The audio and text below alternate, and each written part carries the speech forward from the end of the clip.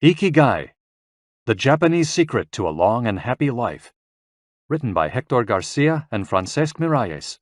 Translated by Heather Cleary. Read by Walter Dixon. Prologue. Ikigai, A Mysterious Word. This audiobook first came into being on a rainy night in Tokyo, when its authors sat down together for the first time in one of the city's tiny bars. We had each read each other's work, but had never met, thanks to the thousands of miles that separate Barcelona from the capital of Japan. Then a mutual acquaintance put us in touch, launching a friendship that led to this project and seems destined to last a lifetime. The next time we got together, a year later, we strolled through a park in downtown Tokyo and ended up talking about trends in Western psychology, specifically logotherapy, which helps people find their purpose in life. We remarked that Viktor Frankl's logotherapy had gone out of fashion among practicing therapists, who favored other schools of psychology, though people still search for meaning in what they do and how they live. We ask ourselves things like, what is the meaning of my life? Is the point just to live longer, or should I seek a higher purpose? Why do some people know what they want and have a passion for life, while others languish in confusion? At some point in our conversation, the mysterious word ikigai came up.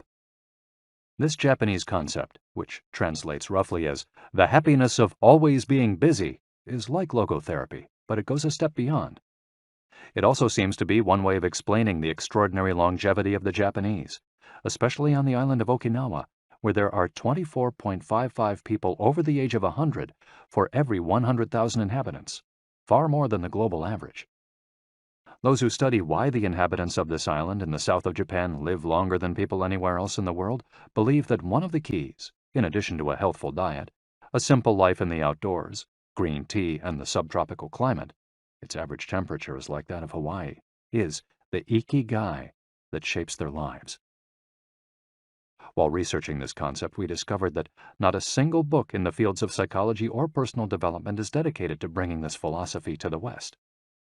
Is ikigai the reason there are more centenarians in Okinawa than anywhere else? How does it inspire people to stay active until the very end? What is the secret to a long and happy life? As we explored the matter further, we discovered that one place in particular, Ogimi, a rural town on the north end of the island with a population of 3,000, boasts the highest life expectancy in the world, a fact that has earned it the nickname of the Village of Longevity. Okinawa is where most of Japan's shikuwasa, a lime-like fruit that packs an extraordinary antioxidant punch, comes from. Could that be Ogimi's secret to long life? Or is it the purity of the water used to brew its moringa tea? We decided to go study the secrets of the Japanese centenarians in person. After a year of preliminary research, we arrived in the village, where residents speak an ancient dialect and practice an animist religion that features long-haired forest sprites called bunagaya, with our cameras and recording devices in hand. As soon as we arrived, we could sense the incredible friendliness of its residents, who laughed and joked incessantly amid lush green hills fed by crystalline waters. As we conducted our interviews with the eldest residents of the town, we realized that something far more powerful than just these natural resources was at work. An uncommon joy flows from its inhabitants and guides them through the long and pleasurable journey of their lives. Again, the mysterious ikigai. But what is it exactly? How do you get it? It never ceased to surprise us that this haven of nearly eternal life was located precisely in Okinawa, where 200,000 innocent lives were lost at the end of World War II. Rather than harbor animosity toward outsiders, however, Okinawans live by the principle of ichariba chode, a local expression that means treat everyone like a brother, even if you've never met them before. It turns out that one of the secrets to happiness of Ogimi's residents is feeling like part of a community. From an early age, they practice yui ma'aru, or teamwork, and so are used to helping one another. Nurturing friendships, eating light, getting enough rest, and doing regular, moderate exercise are all part of the equation of good health. But at the heart of the joie de vivre that inspires these centenarians to keep celebrating birthdays and cherishing each new day is their ikigai. The purpose of this audiobook is to bring the secrets of Japan's centenarians to you and give you the tools to find your own ikigai, because those who discover their ikigai have everything they need for a long and joyful journey through life. Happy travels. Hector Garcia and Francesc Miralles. Chapter 1. Ikigai, the art of staying young while growing old. What is your reason for being? According to the Japanese, everyone has an ikigai, what a French philosopher might call a raison d'être. Some people have found their ikigai, while others are still looking, though they carry it within them. Our ikigai is hidden deep inside each of us, and finding it requires a patient search. According to those born on Okinawa, the island with the most centenarians in the world, our ikigai is the reason we get up in the morning.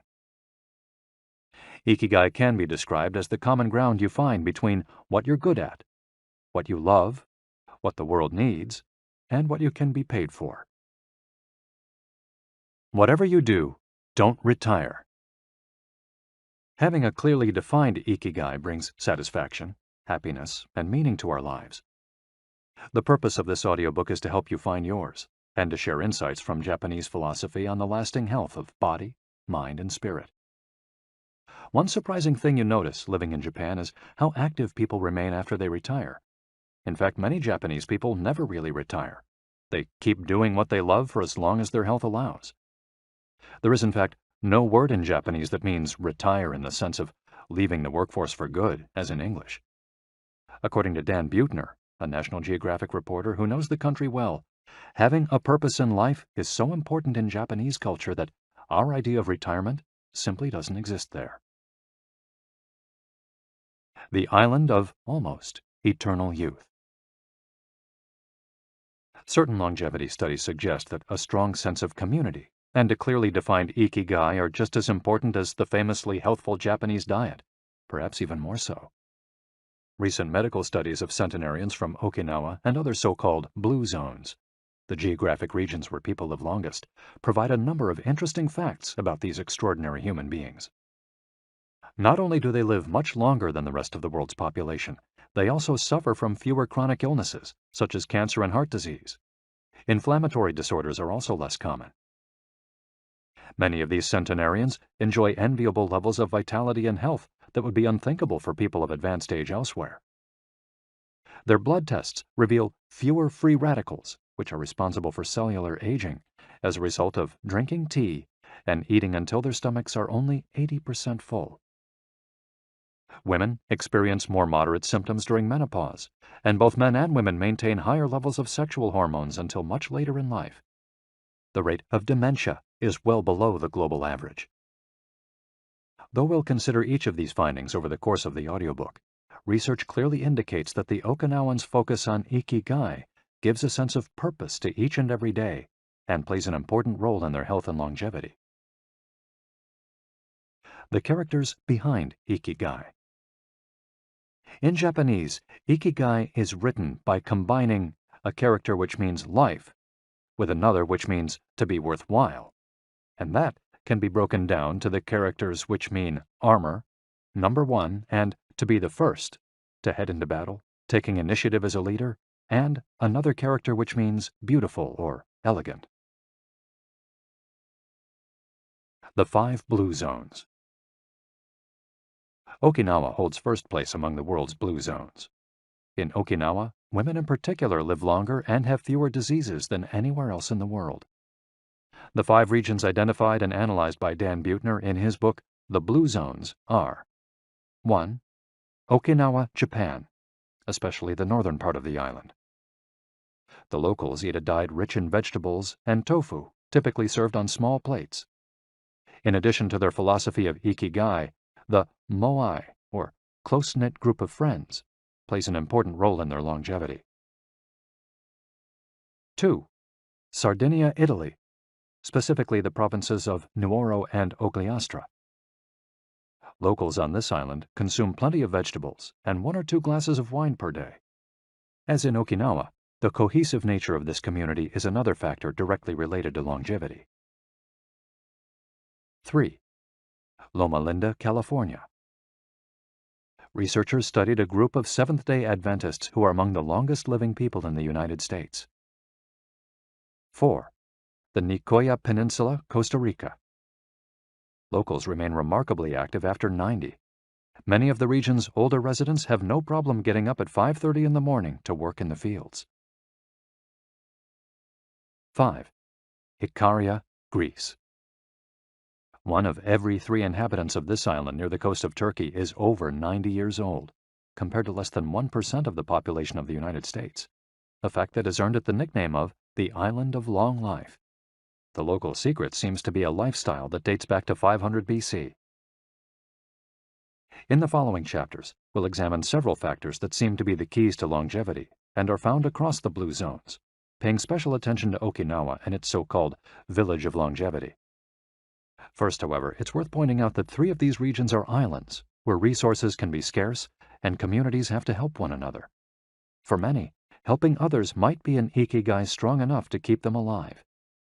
According to scientists who have studied the 5 blue zones, the keys to longevity are diet, exercise, finding a purpose in life, an ikigai, and forming strong social ties, that is, having a broad circle of friends and good family relations. Members of these communities manage their time well in order to reduce stress, consume little meat or processed foods, and drink alcohol in moderation.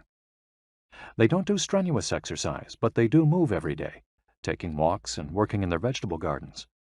People in the blue zones would rather walk than drive. Gardening, which involves daily, low-intensity movement, is a practice almost all of them have in common. The 80% secret. One of the most common sayings in Japan is harahachi-bu, which is repeated before or after eating and means something like, fill your belly to 80%. Ancient wisdom advises against eating until we are full. This is why Okinawans stop eating when they feel their stomachs reach 80% of their capacity, rather than overeating and wearing down their bodies with long digestive processes that accelerate cellular oxidation. Of course, there's no way to know objectively if your stomach is at 80% capacity. The lesson to learn from this saying is that we should stop eating when we're starting to feel full. The extra side dish, the snack we eat when we know in our hearts we don't really need it, the apple pie after lunch, all these will give us pleasure in the short term, but not having them will make us happier in the long term. The way food is served is also important. By presenting their meals on many small plates, the Japanese tend to eat less. A typical meal in a restaurant in Japan is served in 5 plates on a tray, 4 of them very small, and the main dish slightly bigger. Having 5 plates in front of you makes it seem like you're going to eat a lot, but what happens most of the time is that you end up feeling slightly hungry. This is one of the reasons why Westerners in Japan typically lose weight and stay trim. Recent studies by nutritionists reveal that Okinawans consume a daily average of 1,800 to 1,900 calories, compared to 2,200 to 3,300 in the United States, and have a body mass index between 18 and 22, compared to 26 or 27 in the United States. The Okinawan diet is rich in tofu, sweet potatoes, fish 3 times per week, and vegetables, roughly 11 ounces per day. In the chapter dedicated to nutrition, we'll see which healthy, antioxidant-rich foods are included in this 80%. Moai, connected for life. It is customary in Okinawa to form close bonds within local communities. A moai is an informal group of people with common interests who look out for one another. For many, serving the community becomes part of their ikigai.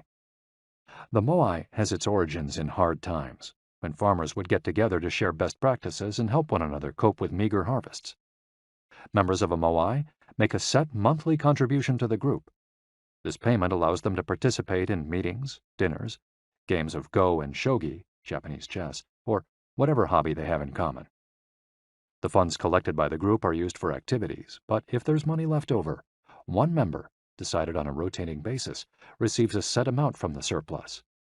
In this way, being part of a moai helps maintain emotional and financial stability. If a member of a moai is in financial trouble, he or she can get an advance from the group's savings.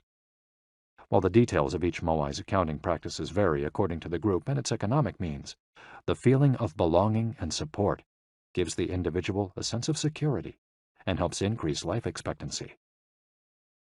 Following this brief introduction to the topics covered in this audiobook, we look at a few causes of premature aging in modern life, and then explore different factors related to Ikigai. Chapter 2. Anti-Aging Secrets. Little things that add up to a long and happy life. Aging's escape velocity and the rabbit.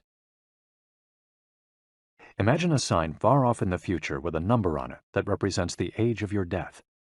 Every year that you live, you advance closer to the sign. When you reach the sign, you die. Now, imagine a rabbit holding the sign and walking to the future. Every year that you live, the rabbit is half a year as far away. After a while, you will reach the rabbit and die. But what if the rabbit could walk at a pace of 1 year for every year of your life? You would never be able to catch the rabbit, and therefore you would never die. The speed at which the rabbit walks to the future is our technology. The more we advance technology and knowledge of our bodies, the faster we can make the rabbit walk.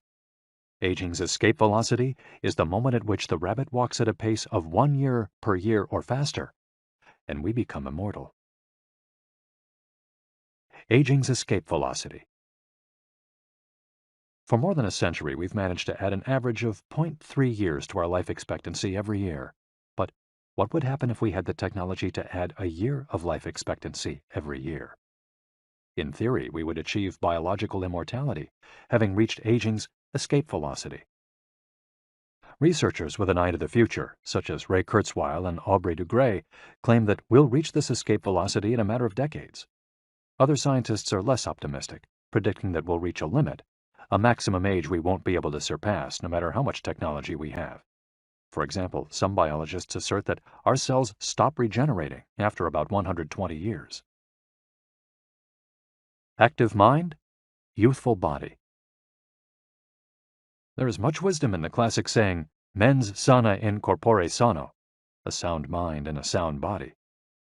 It reminds us that both mind and body are important, and that the health of one is connected to that of the other. It's been shown that maintaining an active, adaptable mind is one of the key factors in staying young. Having a youthful mind also drives you toward a healthy lifestyle that will slow the aging process. Just as a lack of physical exercise has negative effects on our bodies and mood, a lack of mental exercise is bad for us because it causes our neurons and neural connections to deteriorate, and as a result, reduces our ability to react to our surroundings. This is why it's so important to give your brain a workout. One pioneer in advocating for mental exercise is the Israeli neuroscientist Shlomo Bresnitz, who argues that the brain needs a lot of stimulation in order to stay in shape. As he stated in an interview with Edward Punset for the Spanish television program Redis, there is a tension between what is good for someone and what they want to do. This is because people, especially older people, like to do things as they've always done them. The problem is that when the brain develops ingrained habits, it doesn't need to think anymore. Things get done quickly and efficiently on automatic pilot, often in a very advantageous way. This creates a tendency to stick to routines, and the only way of breaking these is to confront the brain with new information. Presented with new information, the brain creates new connections and is revitalized. This is why it's so important to expose yourself to change, even if stepping outside your comfort zone means feeling a bit of anxiety. The effects of mental training have been scientifically demonstrated. According to Collins Hemingway and Shlomo Bresnitz in their book Maximum Brain Power, Challenging the Brain for Health and Wisdom, mental training is beneficial on many levels. You begin exercising your brain by doing a certain task for the first time, he writes, and at first it seems very difficult, but as you learn how to do it, the training is already working. The second time you realize that it's easier, not harder to do because you're getting better at it. This has a fantastic effect on a person's mood. In and of itself, it's a transformation that affects not only the results obtained, but also his or her self-image. This description of a mental workout might sound a bit formal, but simply interacting with others, playing a game, for example, offers new stimuli and helps prevent the depression that can come with solitude. Our neurons start to age while we're still in our 20s. This process is slowed, however, by intellectual activity, curiosity, and a desire to learn. Dealing with new situations, Learning something new every day, playing games, and interacting with other people seem to be essential for anti-aging strategies for the mind. Furthermore, a more positive outlook in this regard will yield greater mental benefits. Stress, accused of killing longevity. Many people seem older than they are. Research into the causes of premature aging has shown that stress has a lot to do with it, because the body wears down much faster during periods of crisis. The American Institute of Stress investigated this degenerative process and concluded that most health problems are caused by stress. Researchers at the Heidelberg University Hospital conducted a study in which they subjected a young doctor to a job interview, which they made even more stressful by forcing him to solve complex math problems for 30 minutes. Afterward, they took a blood sample. What they discovered was that his antibodies had reacted to stress the same way they react to pathogens, activating the proteins that trigger an immune response. The problem is that this response not only neutralizes harmful agents, it also damages healthy cells, leading them to age prematurely. The University of California conducted a similar study, taking data and samples from 39 women who had high levels of stress due to the illness of one of their children, and comparing them to samples from women with healthy children and low levels of stress. They found that stress promotes cellular aging by weakening cell structures known as telomeres, which affect cellular regeneration and how our cells age. As the study revealed, the greater the stress, the greater the degenerative effects on cells. How does stress work? These days, people live at a frantic pace and in a nearly constant state of competition. At this fever pitch, stress is a natural response to the information being received by the body as potentially dangerous or problematic. Theoretically, this is a useful reaction, as it helps us survive in hostile surroundings. Over the course of our evolution, we have used this response to deal with difficult situations and to flee from predators. The alarm that goes off in our head makes our neurons activate the pituitary gland, which produces hormones that release corticotropin, which in turn circulates through the body via the sympathetic nervous system. The adrenal gland is then triggered to release adrenaline and cortisol. Adrenaline raises our respiratory rate and pulse and prepares our muscles for action, getting the body ready to react to perceived danger, while cortisol increases the release of dopamine and blood glucose, which is what gets us charged up and allows us to face challenges. These processes are, in moderation, beneficial. They help us overcome challenges in our daily lives. Nonetheless, the stress to which human beings are subjected today is clearly harmful. Compare the lives of cave dwellers with modern humans. Cave dwellers were relaxed most of the time. Modern humans work most of the time and are alert to any and all threats. Cave dwellers felt stress only in very specific situations. Modern humans are online or waiting for notifications from their cell phones 24 hours a day. To cave dwellers, the threats were real. A predator could end their lives at any moment. For modern humans, the brain associates the ping of a cell phone or an email notification with the threat of a predator. For cave dwellers, high doses of cortisol and adrenaline at moments of danger kept the body healthy. In modern humans, low doses of cortisol flow constantly through the body, with implications for a range of health problems, including adrenal fatigue and chronic fatigue syndrome. Stress has a degenerative effect over time. A sustained state of emergency affects the neurons associated with memory, as well as inhibiting the release of certain hormones, the absence of which can cause depression. Its secondary effects include irritability, insomnia, anxiety, and high blood pressure. As such, though challenges are good for keeping mind and body active, we should adjust our high-stress lifestyles in order to avoid the premature aging of our bodies. Be mindful about reducing stress. Whether or not the threats we perceive are real, stress is an easily identifiable condition that not only causes anxiety, but is also highly psychosomatic, affecting everything from our digestive system to our skin. This is why prevention is so important in avoiding the toll that stress takes on us, and why many experts recommend practicing mindfulness. The central premise of this stress reduction method is focusing on the self, noticing our responses, even if they are conditioned by habit, in order to be fully conscious of them. In this way, we connect with the here and now and limit thoughts that tend to spiral out of control. We have to learn to turn off the autopilot that's steering us in an endless loop. We all know people who snack while talking on the phone or watching the news. You ask them if the omelet they just ate had an onion in it, and they can't tell you, says Roberto Alcibar, who abandoned his fast-paced life to become a certified instructor of mindfulness after an illness threw him into a period of acute stress. One way to reach such a state of mindfulness is through meditation, which helps filter the information that reaches us from the outside world. It can also be achieved through breathing exercises, yoga, and body scans. Achieving mindfulness involves a gradual process of training, but with a bit of practice, we can learn to focus our mind completely, which reduces stress and helps us live longer. A little stress is good for you.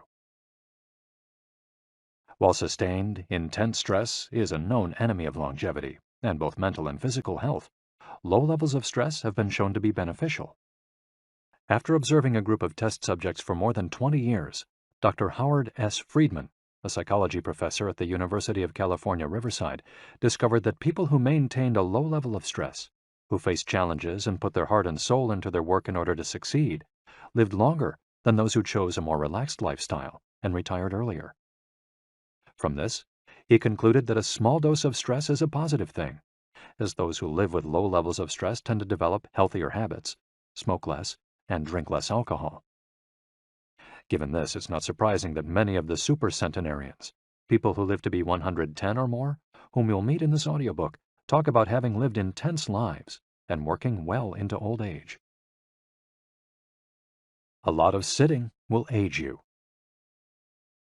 In the Western world in particular, the rise in sedentary behavior has led to numerous diseases, such as hypertension and obesity, which in turn affect longevity. Spending too much time seated at work or at home not only reduces muscular and respiratory fitness, but also increases appetite and curbs the desire to participate in activities. Being sedentary can lead to hypertension, imbalanced eating, cardiovascular disease, osteoporosis, and even certain kinds of cancer. Recent studies have shown a connection between a lack of physical activity and the progressive distortion of telomeres in the immune system, which ages those cells and, in turn, the organism as a whole. This is a problem at all life stages, not only among adults. Sedentary children suffer from high rates of obesity and all its associated health issues and risks, which is why it's so important to develop a healthy and active lifestyle at an early age. It's easy to be less sedentary. It just takes a bit of effort and a few changes to your routine. We can access a more active lifestyle that makes us feel better inside and out. We just have to add a few ingredients to our everyday habits. Walk to work, or just go on a walk, for at least 20 minutes each day. Use your feet instead of an elevator or escalator. This is good for your posture, your muscles, and your respiratory system, among other things. Participate in social or leisure activities, so that you don't spend too much time in front of the television. Replace your junk food with fruit, and you'll have less of an urge to snack and more nutrients in your system. Get the right amount of sleep. 7 to 9 hours is good, but any more than that makes us lethargic. Play with children or pets, or join a sports team. This not only strengthens the body, but also stimulates the mind and boosts self-esteem. Be conscious of your daily routine in order to detect harmful habits and replace them with more positive ones. By making these small changes, we can begin to renew our bodies and minds and increase our life expectancy. A model's best-kept secret. Though we age both externally and internally, both physically and mentally, one of the things that tell us the most about people's age is their skin, which takes on different textures and colors according to processes going on beneath the surface. Most of those who make their living as models claim to sleep between 9 and 10 hours the night before a fashion show. This gives their skin a taut, wrinkle-free appearance and a healthy, radiant glow. Science has shown that sleep is a key anti-aging tool because when we sleep, we generate melatonin, a hormone that occurs naturally in our bodies. The pineal gland produces it from the neurotransmitter serotonin, according to our diurnal and nocturnal rhythms, and it plays a role in our sleep and waking cycles. A powerful antioxidant, melatonin helps us live longer and also offers the following benefits. It strengthens the immune system. It contains an element that protects against cancer. It promotes the natural production of insulin. It slows the onset of Alzheimer's disease. It helps prevent osteoporosis and fight heart disease. For all these reasons, melatonin is a great ally in preserving youth. It should be noted, however, that melatonin production decreases after age 30. We can compensate for this by eating a balanced diet and getting more calcium, soaking up a moderate amount of sun each day, getting enough sleep, avoiding stress, alcohol, tobacco, and caffeine, all of which make it harder to get a good night's rest, depriving us of the melatonin we need. Experts are trying to determine whether artificially stimulating production of melatonin might help slow the aging process, which would confirm the theory that we already carry the secret to longevity within us. Anti-aging attitudes.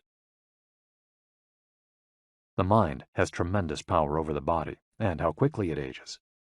Most doctors agree that the secret to keeping the body young is keeping the mind active, a key element of IKIGAI, and not caving in when we face difficulties throughout our lives. One study, conducted at Yeshiva University, found that the people who live the longest have two dispositional traits in common: a positive attitude and a high degree of emotional awareness. In other words, those who face challenges with a positive outlook and are able to manage their emotions are already well on their way toward longevity. A stoic attitude, serenity in the face of a setback, can also help keep you young, as it lowers anxiety and stress levels and stabilizes behavior. This can be seen in the greater life expectancies of certain cultures with unhurried, deliberate lifestyles. Many centenarians and supercentenarians have similar profiles. They've had full lives that were difficult at times, but they knew how to approach these challenges with a positive attitude and not be overwhelmed by the obstacles they faced. Alexander Imich, who in 2014 became the world's oldest living man at age 111, knew he had good genes, but understood that other factors contributed too. "The life you live is equally or more important for longevity," he said in an interview with Reuters after being added to Guinness World Records in 2014. An Ode to Longevity. During our stay in Ogimi, the village that holds the Guinness record for longevity, a woman who was about to turn 100 years old sang the following song for us in a mixture of Japanese and the local dialect.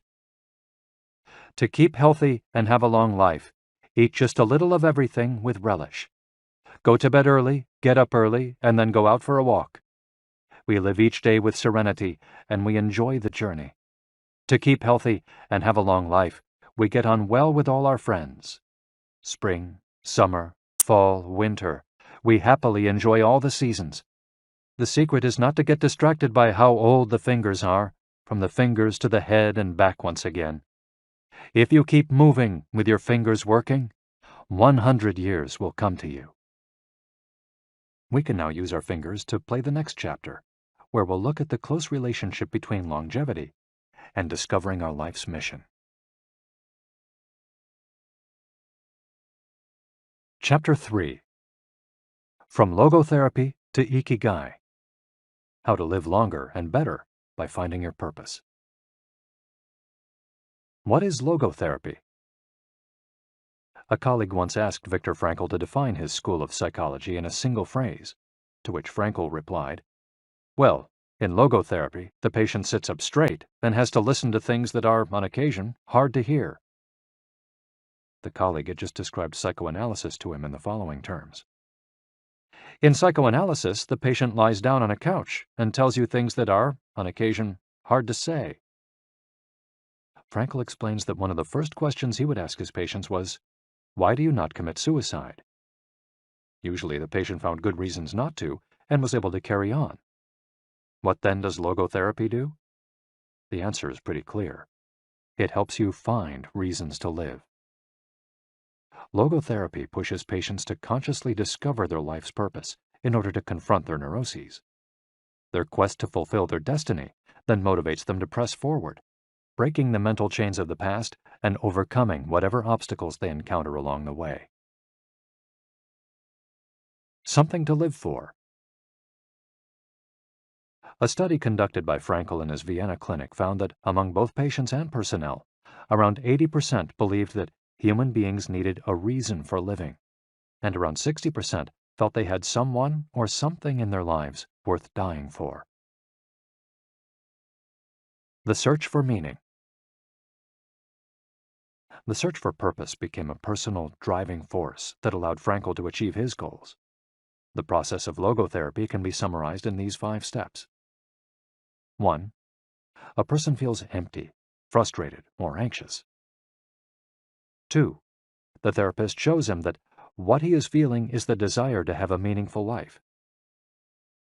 3. The patient discovers his life's purpose at that particular point in time. 4. Of his own free will, the patient decides to accept or reject that destiny. 5. This newfound passion for life helps him overcome obstacles and sorrows. Frankl himself would live and die for his principles and ideals.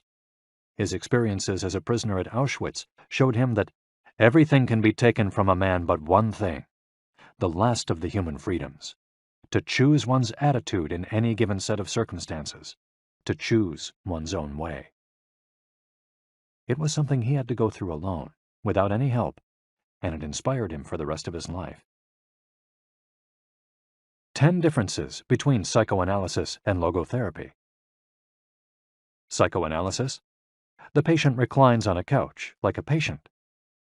Logotherapy: the patient sits facing the therapist, who guides him or her without passing judgment. Psychoanalysis is retrospective, it looks to the past. Logotherapy looks toward the future.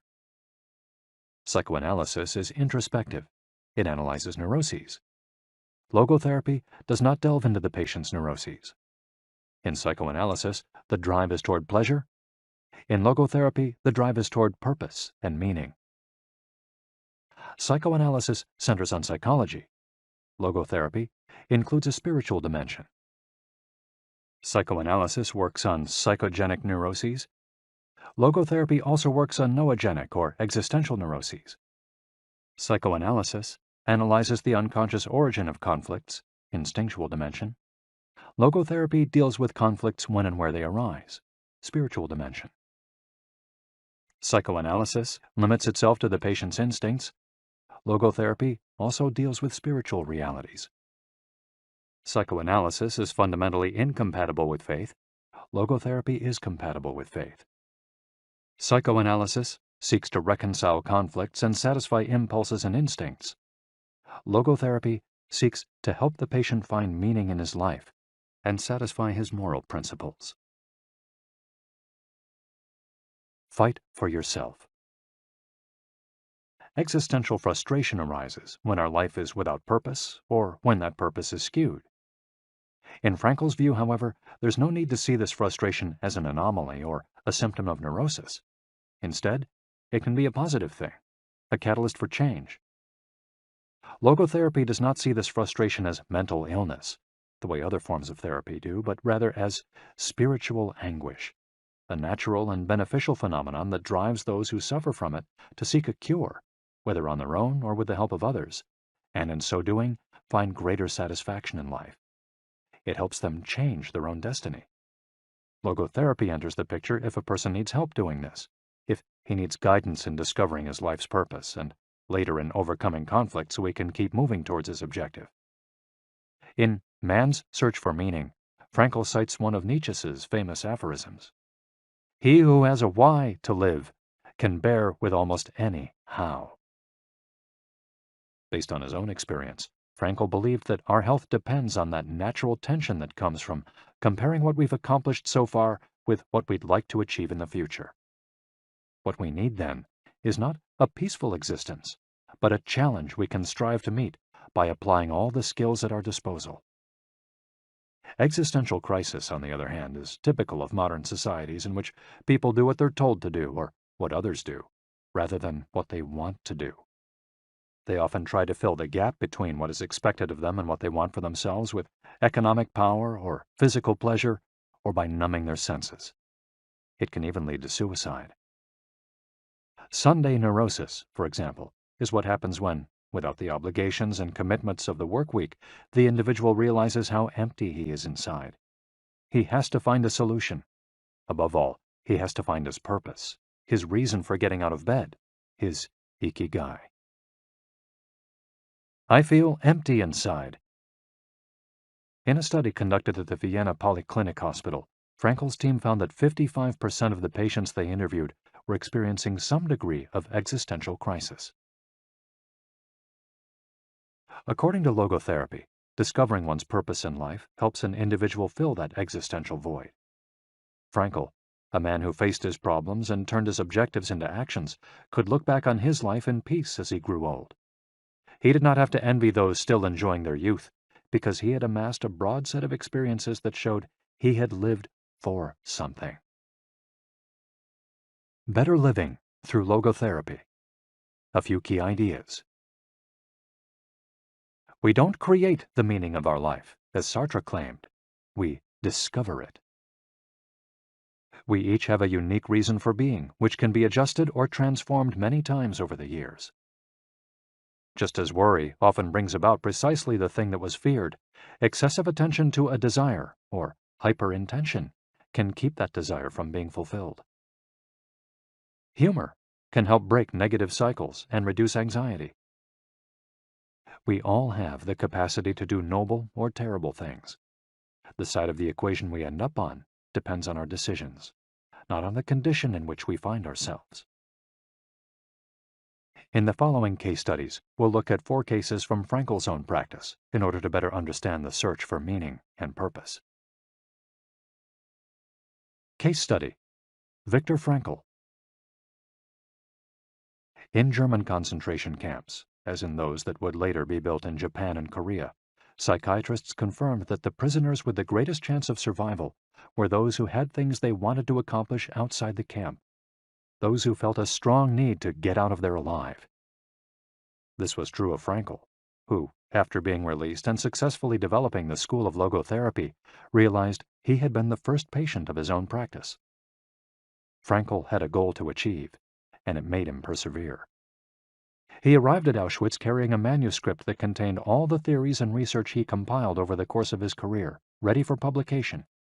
When it was confiscated, he felt compelled to write it all over again. And that need drove him, and gave his life meaning amid the constant horror and doubt of the concentration camp. So much so that over the years, and especially when he fell ill with typhus, he would jot down fragments and key words from the lost work on any scrap of paper he found. Case study: The American Diplomat.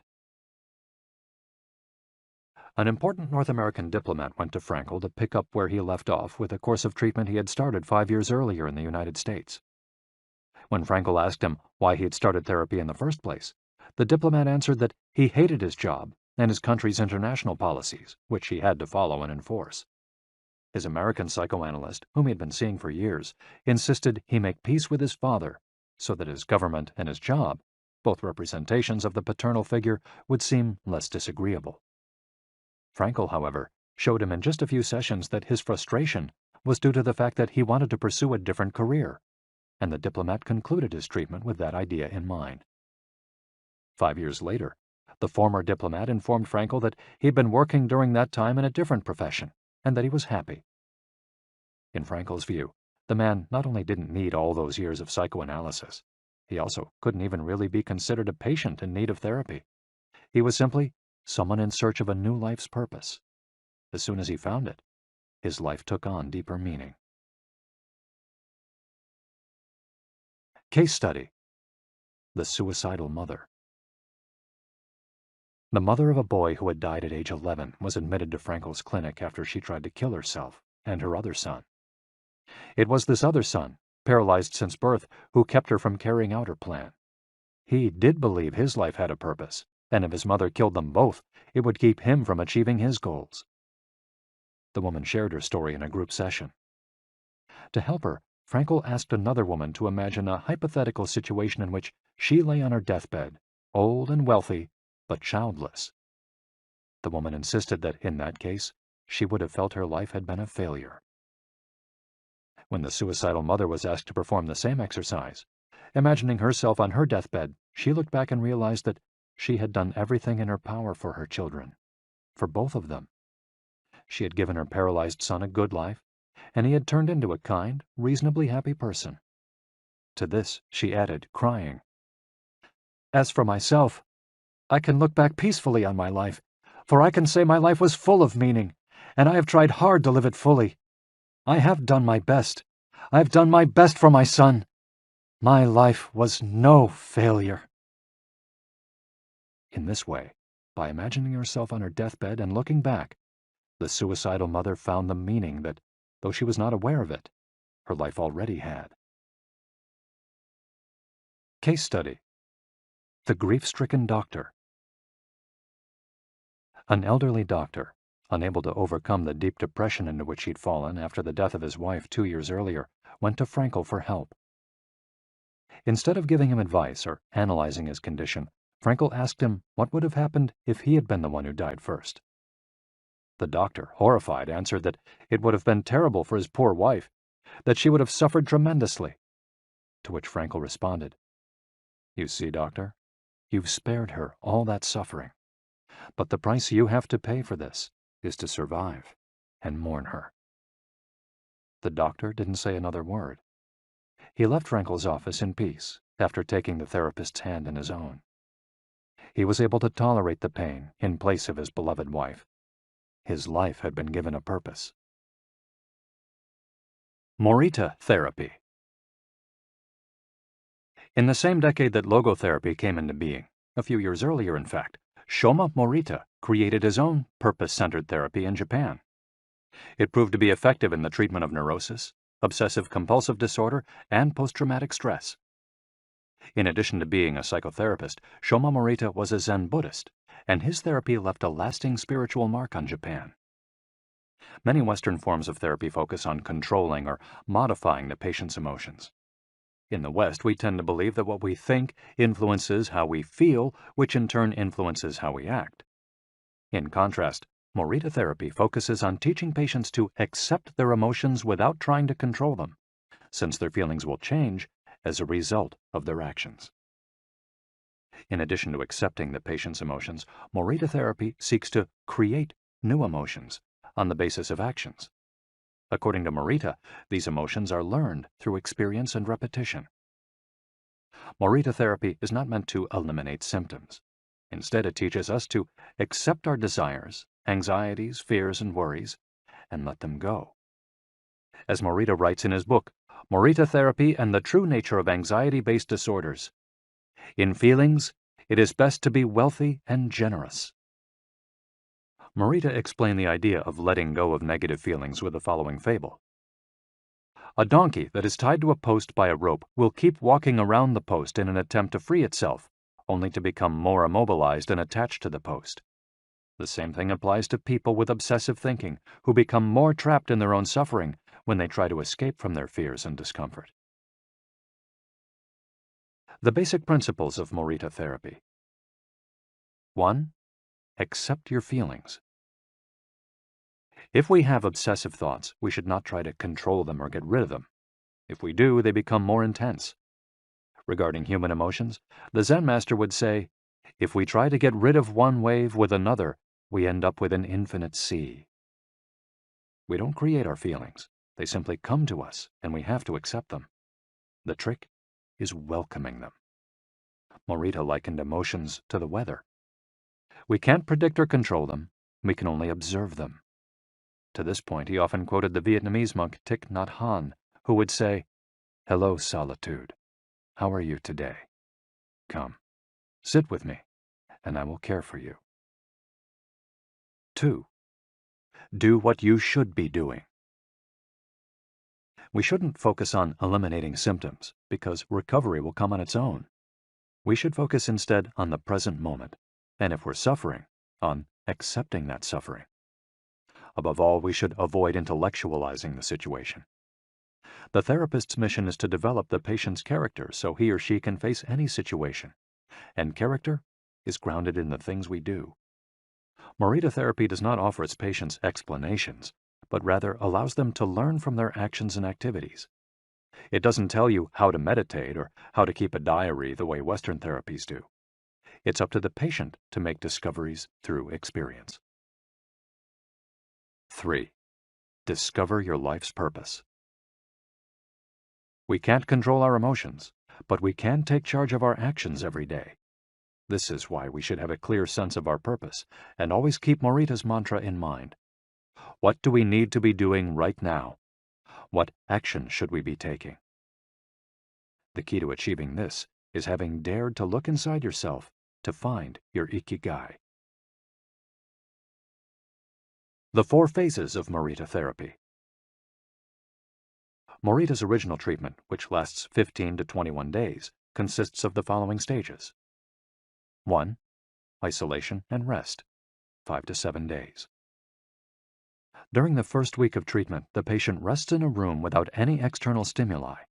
No television, books, family, friends, or speaking. All the patient has is his thoughts. He lies down for most of the day and is visited regularly by the therapist, who tries to avoid interacting with him as much as possible. The therapist simply advises the patient to continue observing the rise and fall of his emotions as he lies there. When the patient gets bored and wants to start doing things again, he's ready to move on to the next stage of therapy. 2. Light occupational therapy, 5 to 7 days. In this stage, the patient performs repetitive tasks in silence. One of these is keeping a diary about his thoughts and feelings. The patient goes outside after a week of being shut in, takes walks in nature, and does breathing exercises. He also starts doing simple activities such as gardening, drawing, or painting. During this stage, the patient is still not allowed to talk to anyone except the therapist. 3. Occupational therapy, 5 to 7 days. In this stage, the patient performs tasks that require physical movement. Dr. Morita liked to take his patients to the mountains to chop wood. In addition to physical tasks, the patient is also immersed in other activities such as writing, painting, or making ceramics. The patient can speak with others at this stage, but only about the tasks at hand. 4. The return to social life and the real world. The patient leaves the hospital and is reintroduced to social life, but maintains the practices of meditation and occupational therapy developed during treatment. The idea is to re-enter society as a new person, with a sense of purpose, and without being controlled by social or emotional pressures. Nikon meditation. Morita was a great Zen master of Nikon introspective meditation. Much of his therapy draws on his knowledge and mastery of this school, which centers on 3 questions the individual must ask him or herself. 1. What have I received from person X? 2. What have I given to person X? 3. What problems have I caused person X? Through these reflections, we stop identifying others as the cause of our problems and deepen our own sense of responsibility. As Morita said, if you are angry and want to fight, think about it for 3 days before coming to blows. After 3 days, the intense desire to fight will pass on its own. And now, Ikigai. Logotherapy and Morita Therapy are both grounded in a personal, unique experience that you can access without therapists or spiritual retreats. The mission of finding your Ikigai, your existential fuel. Once you find it, it's only a matter of having the courage and making the effort to stay on the right path. In the following chapters, we'll take a look at the basic tools you'll need to get moving along that path. Finding flow in the tasks you've chosen to do, eating in a balanced and mindful way, doing low-intensity exercise, and learning not to give in when difficulties arise. In order to do this, you have to accept that the world, like the people who live in it, is imperfect, but that it's still full of opportunities for growth and achievement. Are you ready to throw yourself into your passion as if it were the most important thing in the world? Chapter 4. Find flow in everything you do. How to turn work and free time into spaces for growth. We are what we repeatedly do. Excellence, then, is not an act, but a habit. Aristotle. Going with the flow. Imagine you're skiing down one of your favorite slopes. Powdery snow flies up on both sides of you like white sand. Conditions are perfect. You are entirely focused on skiing as well as you can. You know exactly how to move at each moment. There is no future, no past. There is only the present. You feel the snow, your skis, your body, and your consciousness united as a single entity. You are completely immersed in the experience, not thinking about or distracted by anything else. Your ego dissolves, and you become part of what you're doing. This is the kind of experience Bruce Lee described with his famous, "Be water, my friend." We've all felt our sense of time vanish when we lose ourselves in an activity we enjoy. We start cooking, and before we know it, several hours have passed. We spend an afternoon with a book and forget about the world going by until we notice the sunset and realize we haven't eaten dinner. We go surfing and don't realize how many hours we've spent in the water until the next day when our muscles ache. The opposite can also happen.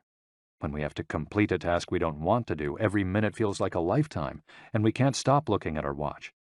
As the quip attributed to Einstein goes, "Put your hand on a hot stove for a minute, and it seems like an hour. Sit with a pretty girl for an hour, and it seems like a minute." That is relativity.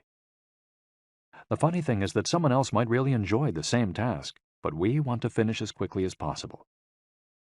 What makes us enjoy doing something so much that we forget about whatever worries we might have while we do it? When are we happiest? These questions can help us discover our Ikigai. The power of flow. These questions are also at the heart of psychologist Mihai Csikszentmihalyi's research into the experience of being completely immersed in what we're doing. Csikszentmihalyi called this state flow and described it as the pleasure, delight, creativity, and process when we are completely immersed in life. There is no magic recipe for finding happiness, for living according to your Ikigai, but one key ingredient is the ability to reach this state of flow, and, through this state, have an optimal experience. In order to achieve this optimal experience, we have to focus on increasing the time we spend on activities that bring us to this state of flow, rather than allowing ourselves to get caught up in activities that offer immediate pleasure, like eating too much, abusing drugs or alcohol, or stuffing ourselves with chocolate in front of the TV. As Csikszentmihalyi asserts in his book, Flow, The Psychology of Optimal Experience, flow is the state in which people are so involved in an activity that nothing else seems to matter. The experience itself is so enjoyable that people will do it, even at great cost, for the sheer sake of doing it. It's not only creative professionals who require the high doses of concentration that promote flow. Most athletes, chess players, and engineers also spend much of their time on activities that bring them to this state. According to Csikszentmihalyi's research, a chess player feels the same way upon entering a state of flow as a mathematician working on a formula, or a surgeon performing an operation. A professor of psychology, Csikszentmihalyi analyzed data from people around the world and discovered that flow is the same among individuals of all ages and cultures. In New York and Okinawa, we all reach a state of flow in the same way. But what happens to our mind when we're in that state? When we flow, we're focused on a concrete task without any distractions. Our mind is in order. The opposite occurs when we try to do something while our mind is on other things. The 7 conditions for achieving flow. According to researcher Owen Schaffer of DePaul University, the requirements for achieving flow are 1. Knowing what to do. 2. Knowing how to do it. 3. Knowing how well you're doing. 4. Knowing where to go, where navigation is involved. 5. Perceiving significant challenges. 6. Perceiving significant skills. 7. Being free from distractions. If you often find yourself losing focus while working on something you consider important, there are several strategies you can employ to increase your chances of achieving. Strategy number 1. Choose a difficult task, but not too difficult. Schaffer's model encourages us to take on tasks that we have a chance of completing, but that are slightly outside our comfort zone. Every task, sport or job has a set of rules, and we need a set of skills to follow them. If the rules for completing a task or achieving a purpose are too basic relative to our skill set, we'll likely get bored. Activities that are too easy lead to apathy. If, on the other hand, we assign ourselves to a task that is too difficult, we won't have the skills to complete it and will almost certainly give up and feel frustrated to boot. The ideal is to find a middle path, something aligned with our abilities but just a bit of a stretch, so we experience it as a challenge. That's what Ernest Hemingway meant when he said, "Sometimes I write better than I can." We want to see challenges through to the end because we enjoy the feeling of pushing ourselves. Bertrand Russell expressed a similar idea when he said, "To be able to concentrate for a considerable amount of time is essential to difficult achievement." If you're a graphic designer, learn a new software program for your next project. If you're a programmer, use a new programming language. If you're a dancer, try to incorporate into your next routine a movement that has seemed impossible for years. Add a little something extra, something that takes you out of your comfort zone. Even doing something as simple as reading means following certain rules, having certain abilities and knowledge.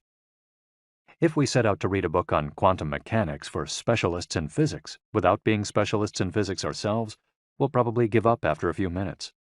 On the other end of the spectrum, if we already know everything a book has to tell us, we'll get bored right away. However, if the book is appropriate to our knowledge and abilities and builds on what we already know, we'll immerse ourselves in our reading, and time will flow. This pleasure and satisfaction are evidence that we are in tune with our IKIGAI. In summary, easy tasks lead to boredom, challenging tasks lead to flow, tasks beyond our abilities lead to anxiety. Strategy 2. Have a clear, concrete objective. Video games, played in moderation, board games, and sports are great ways to achieve flow because the objective tends to be very clear. Beat your rival or your own record while following a set of explicitly defined rules. Unfortunately, the objective isn't quite as clear in most situations. According to a study by Boston Consulting Group, when asked about their bosses, the #1 complaint of employees at multinational corporations is that they don't communicate the team's mission clearly, and that as a result, the employees don't know what their objectives are. What often happens, especially in big companies, is that the executives get lost in the details of obsessive planning, creating strategies to hide the fact that they don't have a clear objective. It's like heading out to sea with a map, but no destination. It's much more important to have a compass pointing to a concrete objective than to have a map. Joy Ito, director of the MIT Media Lab, encourages us to use the principle of compass over maps as a tool to navigate our world of uncertainty. In the book Whiplash, How to Survive Our Faster Future, he and Jeff Howe write, "In an increasingly unpredictable world moving ever more quickly, a detailed map may lead you deep into the woods at an unnecessarily high cost. A good compass, though, will always take you where you need to go. It doesn't mean that you should start your journey without any idea where you're going. What it does mean is understanding that while the path to your goal may not be straight, you'll finish faster and more efficiently than you would have if you had trudged along a pre-planned route." In business, the creative professions, and education alike, it's important to reflect on what we hope to achieve before starting to work, study, or make something. We should ask ourselves questions such as, what is my objective for today's session in the studio? How many words am I going to write today for the article coming out next month? What is my team's mission? How fast will I set the metronome tomorrow in order to play that sonata at an allegro tempo by the end of the week? Having a clear objective is important in achieving flow, but we also have to know how to leave it behind when we get down to business. Once the journey has begun, we should keep this objective in mind without obsessing over it. When Olympic athletes compete for a gold medal, they can't stop to think how pretty the medal is. They have to be present in the moment. They have to flow. If they lose focus for a second, thinking how proud they'll be to show the medal to their parents, they'll almost certainly commit an error at a critical moment and will not win the competition. One common example of this is writer's block. Imagine that a writer has to finish a novel in 3 months. The objective is clear. The problem is that the writer can't stop obsessing over it. Every day she wakes up thinking, I have to write that novel. And every day she sets about reading the newspaper and cleaning the house. Every evening she feels frustrated and promises she'll get to work the next day. Days, weeks, and months pass, and the writer still hasn't gotten anything down on the page, when all it would have taken was to sit down and get that first word out, then the second, to flow with the project, expressing her ikigai. As soon as you take these first small steps, your anxiety will disappear and you'll achieve a pleasant flow in the activity you're doing.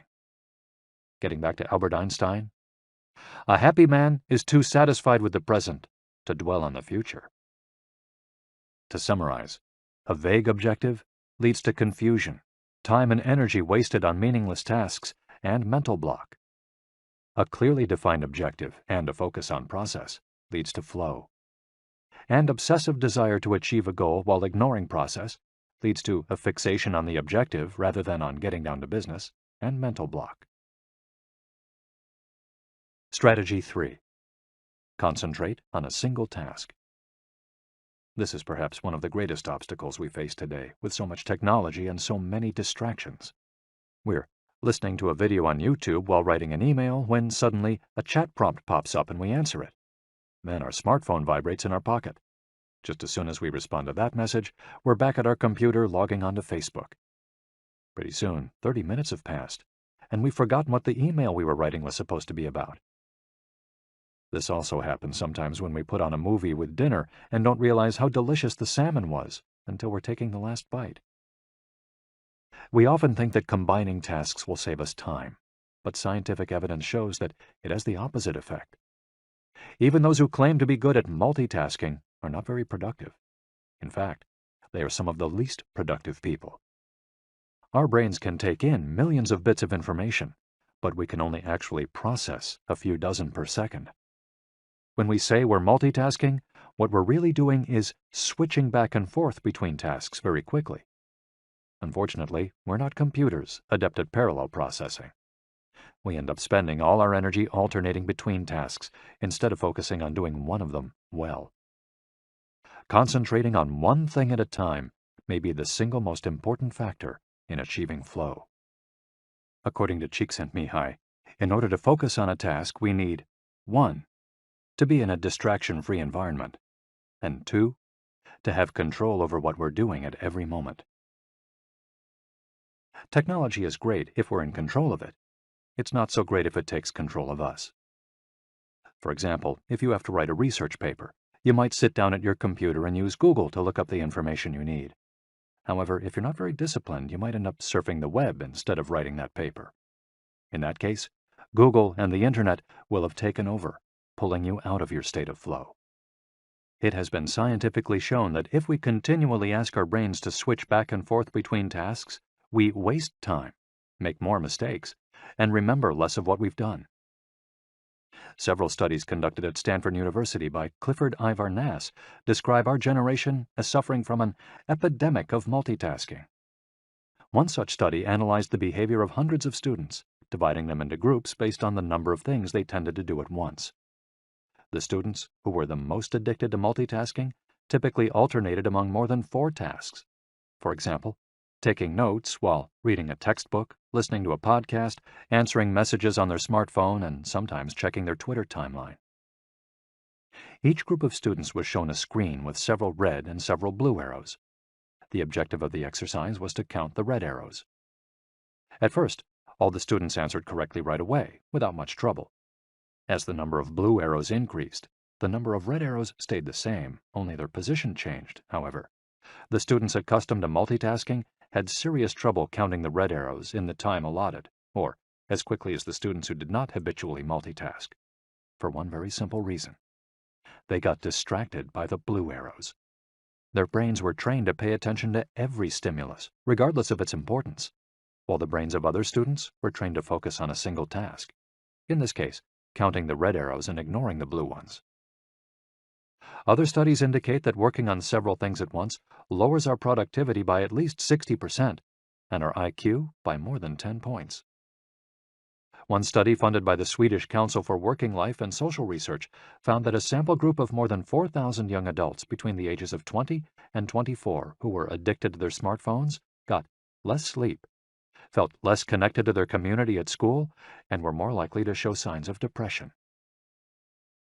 In summary, concentrating on a single task makes achieving flow more likely, increases productivity, increases our power of retention, makes us less likely to make mistakes, helps us feel calm and in control of the task at hand, causes us to become more considerate as we pay full attention to those around us, and increases creativity.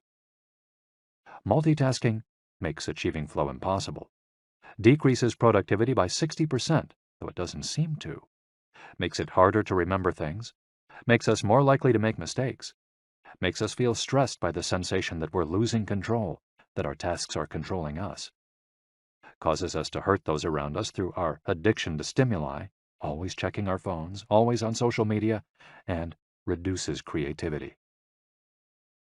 What can we do to avoid falling victim to this flow-impeding epidemic? How can we train our brains to focus on a single task? Here are a few ideas for creating a space and time free of distractions to increase our chances of reaching a state of flow, and thereby getting in touch with our Ikigai. Don't look at any kind of screen for the first hour you're awake and the last hour before you go to sleep. Turn off your phone before you achieve flow. There's nothing more important than the task you've chosen to do during this time. If this seems too extreme, enable the Do Not Disturb function, so only the people closest to you contact you in case of emergency. Designate one day of the week, perhaps a Saturday or Sunday, a day of technical fasting, making exceptions for e-readers without Wi-Fi or MP3 players. Go to a cafe that doesn't have Wi-Fi. Read and respond to email only once or twice per day.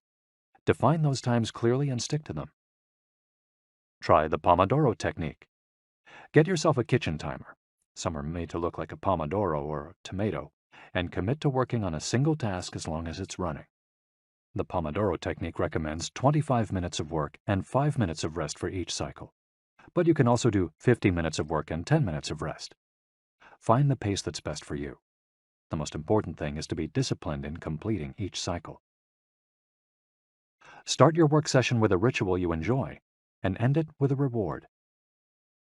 Train your mind to return to the present when you find yourself getting distracted. Practice mindfulness or another form of meditation. Go for a walk or a swim, whatever will help you get centered again. Work in a space where you will not be distracted. If you can't do this at home, go to a library, a cafe, or, if your task involves playing the saxophone, a music studio. If you find that your surroundings continue to distract you, keep looking until you find the right place. Divide each activity into groups of related tasks and assign each group its own place and time. For example, if you're writing a magazine article, you could do research and take notes at home in the morning, write in the library in the afternoon, and edit on the couch at night. Bundle routine tasks, such as sending out invoices, making phone calls, and so on, and do them all at once. A summary of the advantages of flow versus the disadvantages of distraction. A focused mind versus a wandering mind. Living in the present versus thinking about the past and the future. Being free from worry versus having concerns about our daily life and the people around us invading our thoughts. Having the hours fly by versus having every minute seem endless. With flow, we feel in control. With distraction, we lose control and fail to complete the task at hand, or other tasks or people keep us from our work. With flow, we prepare thoroughly. With distraction, we act without being prepared. With flow, we know what we should be doing at any given moment. When distracted, we frequently get stuck and don't know how to proceed. With flow, our mind is clear and overcomes all obstacles to the flow of thought. With distraction, we're plagued by doubts, concerns, and low self-esteem. With flow, it's pleasant. With distraction, it's boring and exhausting. And with flow, our ego fades. We're not the ones controlling the activity or task we're doing. The task is leading us. And with distraction, constant self-criticism. Our ego is present, and we feel frustrated. Flow in Japan. Takumis, engineers, geniuses, and otakus. What do takumis, artisans, engineers, inventors, and otakus, fans of anime and manga, have in common? They all understand the importance of flowing with their ikigai at all times. One widespread stereotype about people in Japan is that they're exceptionally dedicated and hard-working, even though some Japanese people say they look like they're working harder than they really are. There is no doubt, though, about their ability to be completely absorbed in a task, or about their perseverance when there's a problem to be solved. One of the first words one learns when starting Japanese lessons is ganbaru, which means to persevere, or to stay firm by doing one's best. Japanese people often apply themselves to even the most basic tasks with an intensity that borders on obsession. We see this in all kinds of contexts, from the retirees taking meticulous care of their rice fields in the mountains of Nagano to the college students working the weekend shift in convenience stores known as konbinis. If you go to Japan, you'll experience this attention to detail firsthand in almost every transaction. Walk into one of the stores that sell handcrafted objects in Naha, Kanazawa, or Kyoto, and you'll also discover that Japan is a treasure trove of traditional craftwork. The people of Japan have a unique talent for creating new technologies while preserving artisanal traditions and techniques. The art of the takumi. Toyota employs artisans who are able to make a certain type of screw by hand. These takumi, or experts in a particular manual skill, are extremely important to Toyota, and they are hard to replace. Some of them are the only people who know how to perform their exact skill, and it doesn't seem as though a new generation is going to take up the mantle. Turntable needles are another example. They're produced almost exclusively in Japan, where you can find the last remaining people who know how to use the machinery required to make these precision needles, and who are trying to pass on their knowledge to their descendants. We met a takumi on a visit to Kumano, a small town near Hiroshima. We were there for the day, working on a photo essay for one of the most famous brands of makeup brushes in the West. The billboard welcoming visitors to Kumano shows a mascot holding a large brush. In addition to the brush factories, the town is full of little houses and vegetable gardens. Heading farther in, you can see several Shinto shrines at the base of the mountains that surround the town. We spent hours taking photos in factories full of people in orderly rows, each doing a single task, such as painting the handles of the brushes or loading boxes of them onto trucks, before we realized we still hadn't seen anyone actually putting bristles into the brush heads. After we asked about this and got the runaround several times, the president of one company agreed to show us how it was done. He led us out of the building and asked us to get into his car. After a 5-minute drive, we parked next to another, smaller structure and climbed the stairs. He opened a door, and we walked into a small room filled with windows that let in lovely natural light. In the middle of the room was a woman wearing a mask. You could see only her eyes. She was so focused on choosing individual bristles for the brushes, gracefully moving her hands and fingers, using scissors and combs to sort the bristles, that she didn't even notice our presence. Her movements were so quick, it was hard to tell what she was doing. The president of the company interrupted her to let her know that we'd be taking photos as she worked. We couldn't see her mouth, but the glint in her eye and the cheerful inflection in her speech let us know she was smiling. She looked happy and proud, talking about her work and responsibilities. We had to use extremely fast shutter speeds to capture her movements. Her hands danced and flowed in concert with her tools and the bristles she was sorting.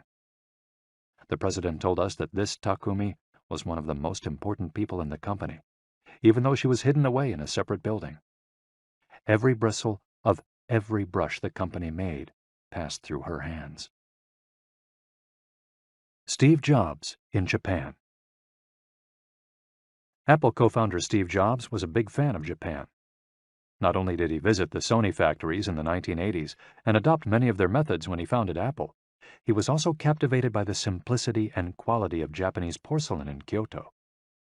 It was not, however, an artisan from Kyoto who won Steve Jobs' devotion, but rather a takumi from Toyama named Yokio Shakunaga, who used a technique called Etchu Setoyaki, known by only a few. On a visit to Kyoto, Jobs heard of an exhibition of Shakunaga's work. He immediately understood that there was something special about Shakunaga's porcelain. As a matter of fact, He bought several cups, vases, and plates, and went back to the show 3 times that week. Jobs returned to Kyoto several times over the course of his life in search of inspiration, and ended up meeting Shakunaga in person. It is said that Jobs had many questions for him, almost all of them about the fabrication process and the type of porcelain he used. Shakunaga explained that he used white porcelain he extracted himself from mountains in the Toyama prefecture, making him the only artist of his ilk familiar with the fabrication process of porcelain objects from their origins in the mountains to their final form, an authentic Takumi. Jobs was so impressed that he considered going to Toyama to see the mountain where Shakunaga got his porcelain, but thought better of it when he heard that it was more than 4 hours by train from Kyoto.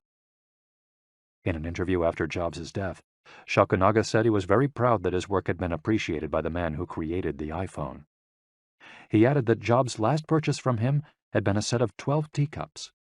Jobs had asked for something special, a new style. To satisfy this request, Shakunaga made 150 teacups in the process of testing out new ideas. Of these, he chose the 12 best and sent them to the Jobs family. Ever since his first trip to Japan, Jobs was fascinated and inspired by the country's artisans, engineers, especially at Sony, philosophy, especially Zen, and cuisine, especially sushi. Sophisticated simplicity.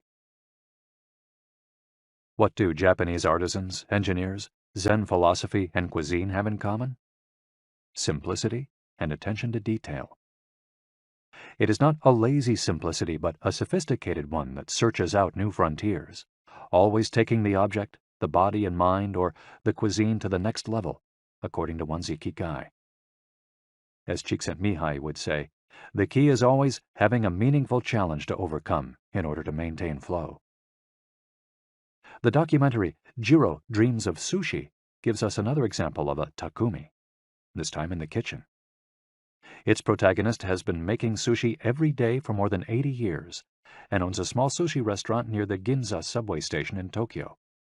He and his son go every day to the famous Tsukiji fish market and choose the best fish to bring back to the restaurant. In the documentary, we see one of Jiro's apprentices learning to make tamago, a thin, slightly sweet omelet.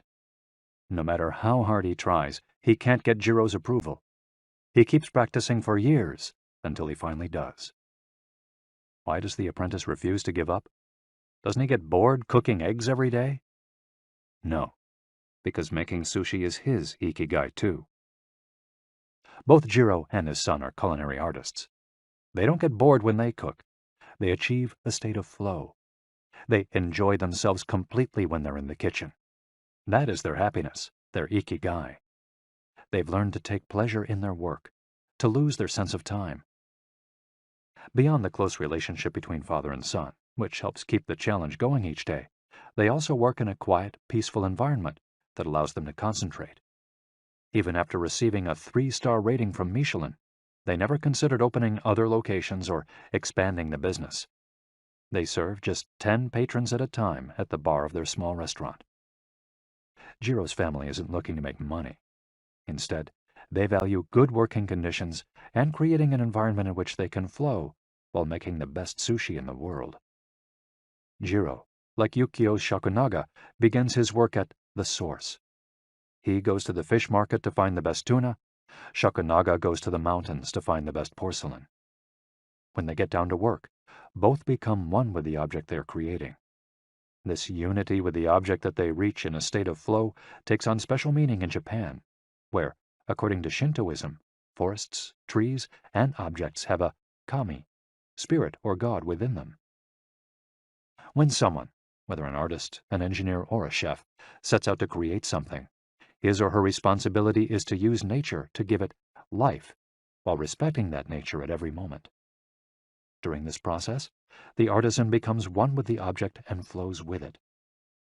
An ironworker would say that metal has a life of its own, just as someone making ceramics would say the clay does. The Japanese are skilled at bringing nature and technology together, not man versus nature, but a union of the two. The purity of Ghibli. There are those who say that the Shinto value of being connected with nature is vanishing. One of the harshest critics of this loss is another artist with a clearly defined ikigai, Hayao Miyazaki, the director of the animated films produced by Studio Ghibli. In nearly all his films, we see humans, technology, fantasy, and nature in a state of conflict, and in the end, coming together. One of the most poignant metaphors in his film, Spirited Away, is an obese spirit covered in trash that represents pollution of the rivers. In Miyazaki's films, forests have personalities, trees have feelings, and robots befriend birds. Considered a national treasure by the Japanese government, Miyazaki is an artist capable of becoming completely absorbed in his art. He uses a cell phone from the late 1990s, and he makes his entire team draw by hand. He directs his films by rendering on paper even the tiniest detail, achieving flow by drawing, not by using a computer. Thanks to this obsession on the director's part, Studio Ghibli is one of the only studios in the world where almost the entire production process is carried out using traditional techniques.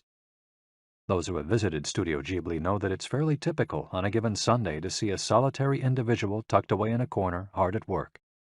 A man in simple clothes who will greet them with an "Ohayo," hello, without looking up. Miyazaki is so passionate about his work that he spends many Sundays in the studio, enjoying the state of flow, putting his ikigai above all else. Visitors know that under no circumstances is one to bother Miyazaki, who is known for his quick temper, especially if he is interrupted while drawing. In 2013, Miyazaki announced he was going to retire. To commemorate his retirement, the television station NHK made a documentary showing him in his last days at work. He is drawing in nearly every scene of the film. In one scene, several of his colleagues are seen coming out of a meeting, and there he is, drawing in a corner, paying no attention to them. In another scene, he is shown walking to work on December 30th, a national holiday in Japan, and opening the doors of Studio Ghibli so he can spend the day there, drawing alone. Miyazaki can't stop drawing. The day after his retirement, instead of going on vacation or staying at home, he went to Studio Ghibli and sat down to draw. His colleagues put on their best poker faces, not knowing what to say. 1 year later, he announced he wouldn't make any more feature films, but that he would keep on drawing until the day he died. Can someone really retire if he's passionate about what he does? The recluses. It is not only the Japanese who have this capacity. There are artists and scientists all over the world with strong, clear ikigais. They do what they love until their dying day. The last thing Einstein wrote before closing his eyes forever was a formula that attempted to unite all the forces of the universe in a single theory. When he died, he was still doing what he loved. If he hadn't been a physicist, he said, he would have been happy as a musician. When he wasn't focused on physics or mathematics, he enjoyed playing the violin. Reaching a state of flow while working on his formulas or playing music, his two ikigais, brought him endless pleasure. Many such artists might seem misanthropic or reclusive, but what they are really doing is protecting the time that brings them happiness, sometimes at the expense of other aspects of their lives. They are outliers who apply the principles of flow to their lives to an extreme. Another example of this kind of artist is the novelist Haruki Murakami. He sees only a close circle of friends and appears in public in Japan only once every few years. Artists know how important it is to protect their space, control their environment, and be free from distractions if they want to flow with their ikigai. Microflow. Enjoying mundane tasks. But what happens when we have to, say, do the laundry, mow the lawn, or attend to paperwork? Is there a way to make these mundane tasks enjoyable? Near the Shinjuku subway station, in one of the neural centers of Tokyo, there is a supermarket that still employs elevator operators. The elevators are fairly standard and could easily be operated by the customers, but the store prefers to provide the service of someone holding the door open for you, pushing the button for your floor, and bowing as you exit. If you ask around, you'll learn that there is one elevator operator who has been doing the same job since 2004. She is always smiling and enthusiastic about her work. How is she able to enjoy such a job? Doesn't she get bored doing something so repetitive? On closer inspection, it becomes clear that the elevator operator is not just pushing buttons, but is instead performing a whole sequence of movements. She begins by greeting the customers with a song-like salutation followed by a bow and a welcoming wave of the hand. Then she presses the elevator button with a graceful movement, as though she is a geisha offering a client a cup of tea. Csikszentmihalyi calls this microflow. We've all been bored in a class or at a conference and started doodling to keep ourselves entertained, or whistled while painting a wall. If we're not truly being challenged, we get bored and add a layer of complexity to amuse ourselves. Our ability to turn routine tasks into moments of microflow, into something we enjoy, is key to our being happy, since we all have to do such tasks. Even Bill Gates washes the dishes every night. He says he enjoys it, that it helps him relax and clear his mind, and that he tries to do it a little better each day, following an established order or set of rules he's made for himself. Plates first, forks second, and so on. It's one of his daily moments of microflow. Richard Feynman, one of the most important physicists of all time, also took pleasure in routine tasks. W. Daniel Hillis, one of the founders of the supercomputer manufacturer Thinking Machines, hired Feynman to work on the development of a computer that could handle parallel processing when he was already world famous. He says Feynman showed up on his first day of work and said, "Okay, boss, what's my assignment?" They didn't have anything prepared, so they asked him to work on a certain mathematical problem. He immediately realized they were giving him an irrelevant task to keep him busy and said, "That sounds like a bunch of baloney. Give me something real to do." So they sent him to a nearby shop to buy office supplies, and he completed his assignment with a smile on his face. When he didn't have something important to do or needed to rest his mind, Feynman dedicated himself to microflowing, say, painting the office walls. Weeks later, after visiting the Thinking Machines offices, a group of investors declared, "You have a Nobel laureate in there, painting walls and soldering circuits." Instant vacations.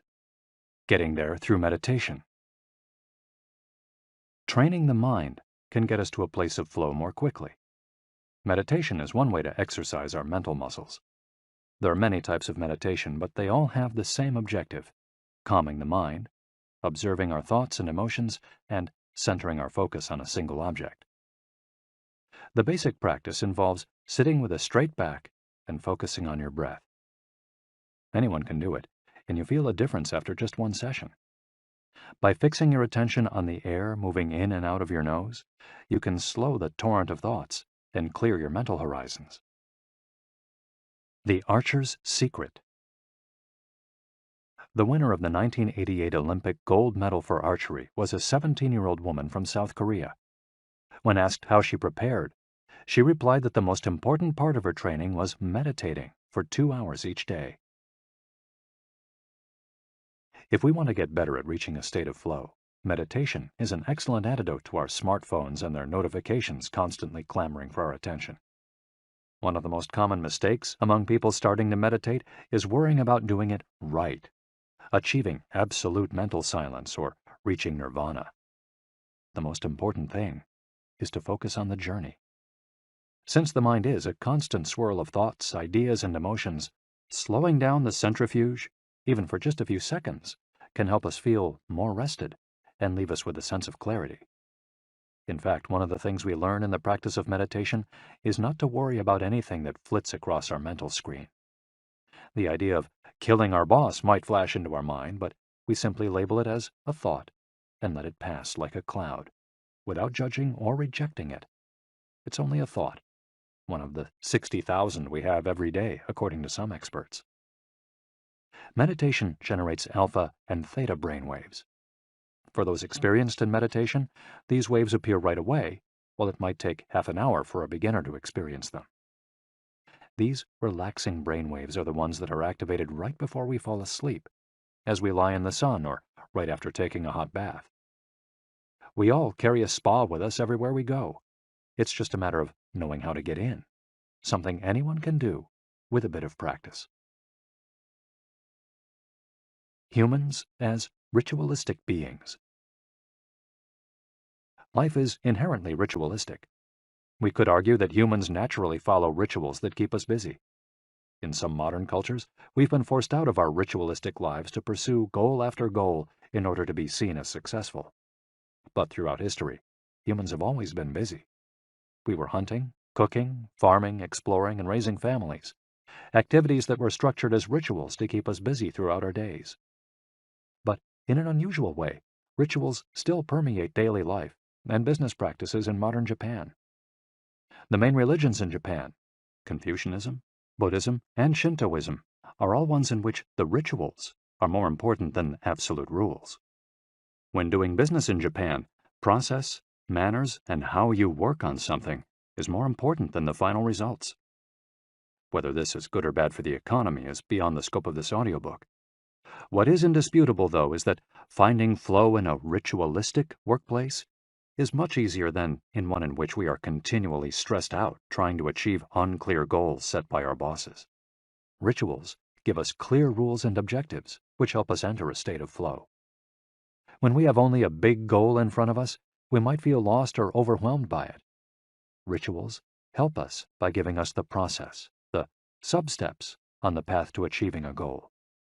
When confronted with a big goal, try to break it down into parts, and then attack each part one by one. Focus on enjoying your daily rituals, using them as tools to enter a state of flow. Don't worry about the outcome. It will come naturally. Happiness is in the doing, not in the result. As a rule of thumb, remind yourself, rituals over goals. The happiest people are not the ones who achieve the most. They're the ones who spend more time than others in a state of flow. Using flow to find your ikigai. After hearing this chapter, you should have a better idea of which activities in your life make you enter flow. Write all of them on a piece of paper. Then, ask yourself 3 questions. What do the activities that drive you to flow have in common? Why do these activities drive you to flow? For example, are all the activities you most like doing ones that you practice alone or with other people? Do you flow more when doing things that require you to move your body, or just to think? In the answers to these questions, you might find the underlying ikigai that drives your life. If you don't, then keep searching by going deeper into what you like by spending more of your time in the activities that make you flow. Also, try new things that are not on the list of what makes you flow, but that are similar and that you're curious about. For example, if photography is something that drives you into flow, you could also try painting. You might even like it more. Or if you love snowboarding and have never tried surfing, flow is mysterious. It's like a muscle. The more you train it, the more you will flow, and the closer you'll be to your ikigai.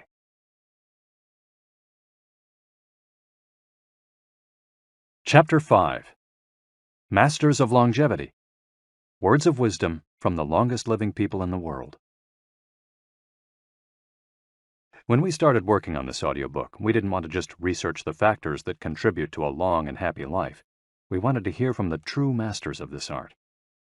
The interviews we conducted in Okinawa merit their own chapter, but in the section that precedes it, we've provided an overview of the life philosophies of a few international champions of longevity. We're talking about super centenarians, people who live to 110 years of age or more. The term was coined in 1970 by Norris McWhirter, editor of the Guinness Book of World Records. Its use became more widespread in the 1990s after it appeared in William Strauss and Neil Howe's Generations. Today, there are an estimated 300 to 450 supercentenarians in the world, although the age of only around 75 of them has been confirmed. They aren't superheroes, but we could see them as such for having spent far more time on this planet than the average life expectancy would predict. Given the rise in life expectancy around the world, the number of supercentenarians might also increase. A healthy and purposeful life could help us join their ranks. Let's take a look at what a few of them have to say. Misao Okawa, 117. Eat and sleep, and you'll live a long time. You have to learn to relax. According to the Gerontology Research Group, until April 2015, the oldest living person in the world was Misao Okawa, who passed away in a care facility in Osaka, Japan after living for 117 years, 27 days. The daughter of a textile merchant, she was born in 1898, when Spain lost its colonies in Cuba and the Philippines, and the United States annexed Hawaii and launched Pepsi-Cola. Until she was 110, this woman, who lived in 3 different centuries, cared for herself unassisted. When specialists asked about her self-care routine, Misao answered simply, "Eating sushi and sleeping," to which we should add, having a tremendous thirst for life. When they inquired about her secret for longevity, she answered with a smile, "I ask myself the same thing." Proof that Japan continues to be a factory of long life. In July of the same year, Sakari Momoi passed away at 112 years and 150 days old. At the time, he was the oldest man in the world, though he was younger than 57 women. Maria Capovilla, 116. I've never eaten meat in my life. Born in Ecuador in 1889, Maria Capovilla was recognized by Guinness as the world's oldest person. She died of pneumonia in 2006 at 116 years and 347 days old, leaving behind 3 children, 12 grandchildren, and 20 great and great-great-grandchildren. She gave one of her last interviews at age 107, sharing her memories and her thoughts. I'm happy, and I give thanks to God who keeps me going. I never thought I'd live so long. I thought I'd die long ago. My husband, Antonio Capovilla, was the captain of a ship. He passed away at 84. We had 2 daughters and a son, and now I have many grandchildren and great-grandchildren. Things were better back in the old days. People behaved better. We used to dance, but we were more restrained. There was this one song I loved dancing to, Maria by Luis Alarcón.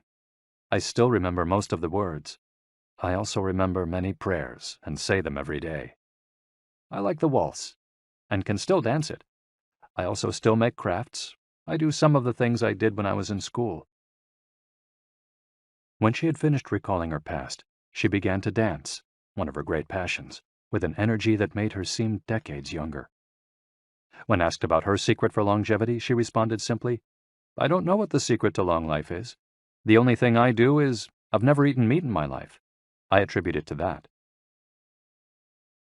Jean Calment, 122. Everything's fine. Born in Arles, France, in February 1875, Jean Calment lived until August 4, 1997, making her, at 122, the oldest person of verified age in history. She jokingly said that she competed with Methuselah, and there is no question that she broke numerous records as she went on celebrating birthdays. She died of natural causes at the end of a happy life, during which she denied herself almost nothing. She rode a bicycle until she turned 100. She lived on her own until 110, when she agreed to move into a nursing home after accidentally starting a small fire in her apartment. She stopped smoking at 120, when her cataracts started making it hard for her to bring a cigarette to her lips. One of her secrets may have been her sense of humor.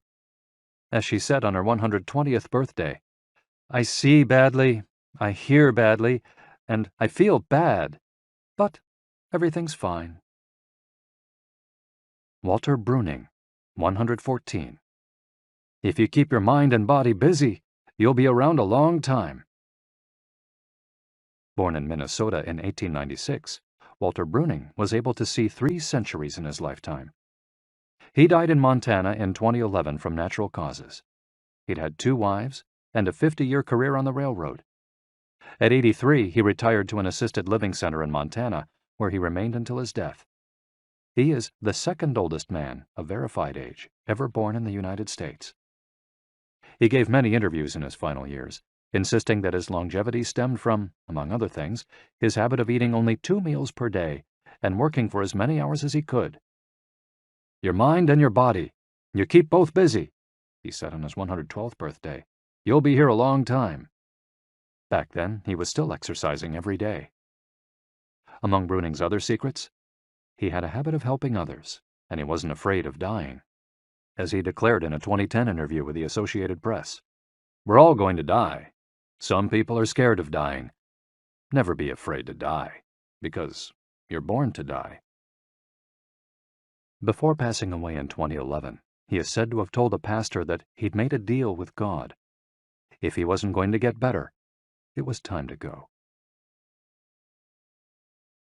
Alexander Emich, 111. I just haven't died yet. Born in Poland in 1903, Alexander Emich was a chemist and parapsychologist residing in the United States who, after the death of his predecessor in 2014, became the oldest man of authenticated age in the world. Emich himself died a year thereafter, in June of that year, leaving behind a long life rich with experiences. Emich attributed his longevity to, among other things, never drinking alcohol. "It's not as though I'd won the Nobel Prize," he said upon being declared the world's oldest man. "I never thought I'd get to be so old." When asked about his secret to living so long, his answer was, "I don't know. I just haven't died yet." Ikigai Artists. The secret to long life, however, is not held by supercentenarians alone. There are many people of advanced age who, though they haven't made it into Guinness World Records, offer us inspiration and ideas for bringing energy and meaning to our lives. Artists, for example, who carry the torch of their ikigai instead of retiring, have this power. Art, in all its forms, is an ikigai that can bring happiness and purpose to our days. Enjoying or creating beauty is free, and something all human beings have access to. Hokusai, the Japanese artist who made woodblock prints in the ukiyo-e style and lived for 88 years, from the mid-18th to the mid-19th century, added this postscript to the first edition of his 100 Views of Mount Fuji. "All that I have produced before the age of 70 is not worth being counted. It is at the age of 73 that I have somewhat begun to understand the structure of true nature, of animals and grasses, and trees and birds, and fishes and insects. Consequently, at 80 years of age, I shall have made still more progress. At 90, I hope to have penetrated into the mystery of things. At 100 years of age, I should have reached decidedly a marvelous degree. And when I shall be 110, all that I do, every point and every line, shall be instinct with life." Following is our collection of some of the most inspirational words from artists interviewed by Camille Sweeney for the New York Times. Of those still living, none have retired, and all still enjoy their passion, which they plan to pursue until their final breath, demonstrating that when you have a clear purpose, no one can stop you. The actor Christopher Plummer, still working at 86, reveals a dark desire shared by many who love the profession. "We want to drop dead on stage. That would be a nice, theatrical way to go." Osamu Tezuka, the father of modern Japanese manga, shared this feeling. Before he died in 1989, his last words as he drew one final cartoon were, "Please, just let me work." The 86-year-old filmmaker Frederick Wiseman declared on a stroll through Paris that he likes to work, which is why he does it with such intensity.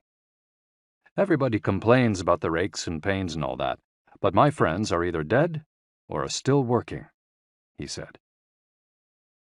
Carmen Herrera, a painter who just entered her 100th year, sold her first canvas at 89.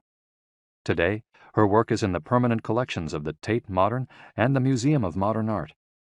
When asked how she viewed her future, she responded, "I am always waiting to finish the next thing. Absurd, I know. I go day by day." Never stop learning. You may grow old and trembling in your anatomies. You may lie awake at night listening to the disorder of your veins. You may miss your only love.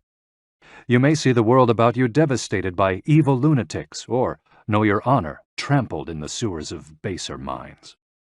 There is only one thing for it then: to learn. Learn why the world wags and what wags it. That is the only thing which the mind can never exhaust, never alienate, never be tortured by, never fear or distrust, and never dream of regretting. T.H. White, the once and future king. For his part, naturalist and author Edward O. Wilson asserted, "I feel I have enough experience to join those who are addressing big questions. About 10 years ago, when I began reading and thinking more broadly about the questions of what are we, where did we come from, and where are we going, I was astonished at how little this was being done." Ellsworth Kelly, an artist who passed away in 2015 at the age of 92, assured us that the idea that we lose our faculties with age is, in part, a myth, because instead we develop a greater clarity and capacity for observation. It's one thing about getting older. You see more. Every day, I'm continuing to see new things. That's why there are new paintings. At age 86, the architect Frank Gehry reminds us that some buildings can take 7 years, from the time you're hired until you're finished, a fact that favors a patient attitude with regard to the passage of time. The man responsible for the Guggenheim Museum Bilbao, however, knows how to live in the here and now. You stay in your time. You don't go backward. I think if you relate to the time you're in, you keep your eyes and ears open, read the paper, see what's going on, stay curious about everything, you'll automatically be in your time. Longevity in Japan. Because of its robust civil registry, many of those verified as having lived the longest are found in the United States. However, there are many centenarians living in remote villages in other countries. A peaceful life in the countryside seems pretty common among people who have watched a century pass. Without question, the international superstar of longevity is Japan, which has the highest life expectancy of any country in the world. In addition to a healthy diet, which we will explore in detail, and an integrated healthcare system in which people go to the doctor for regular checkups to prevent disease, longevity in Japan is closely tied to its culture, as we'll see later on. The sense of community and the fact that Japanese people make an effort to stay active until the very end are key elements of their secret to long life. If you want to stay busy even when there's no need to work, there has to be an ikigai on your horizon, a purpose that guides you throughout your life and pushes you to make things of beauty and utility for the community and yourself. Chapter 6. Lessons from Japan's Centenarians. Traditions and Proverbs for Happiness and Longevity. To get to Ogimi, we had to fly nearly 3 hours from Tokyo to Naha, the capital of Okinawa. Several months earlier, we'd contacted the town council of a place known as the Village of Longevity to explain the purpose of our trip and our intention to interview the oldest members of the community. After numerous conversations, we finally got the help we were looking for and were able to rent a house just outside the town. 1 year after starting this project, we found ourselves on the doorstep of some of the longest living people in the world. We realized right away that time seems to have stopped there, as though the entire town were living in an endless here and now. Arriving in Ogimi. After 2 hours on the road from Naha, we're finally able to stop worrying about the traffic.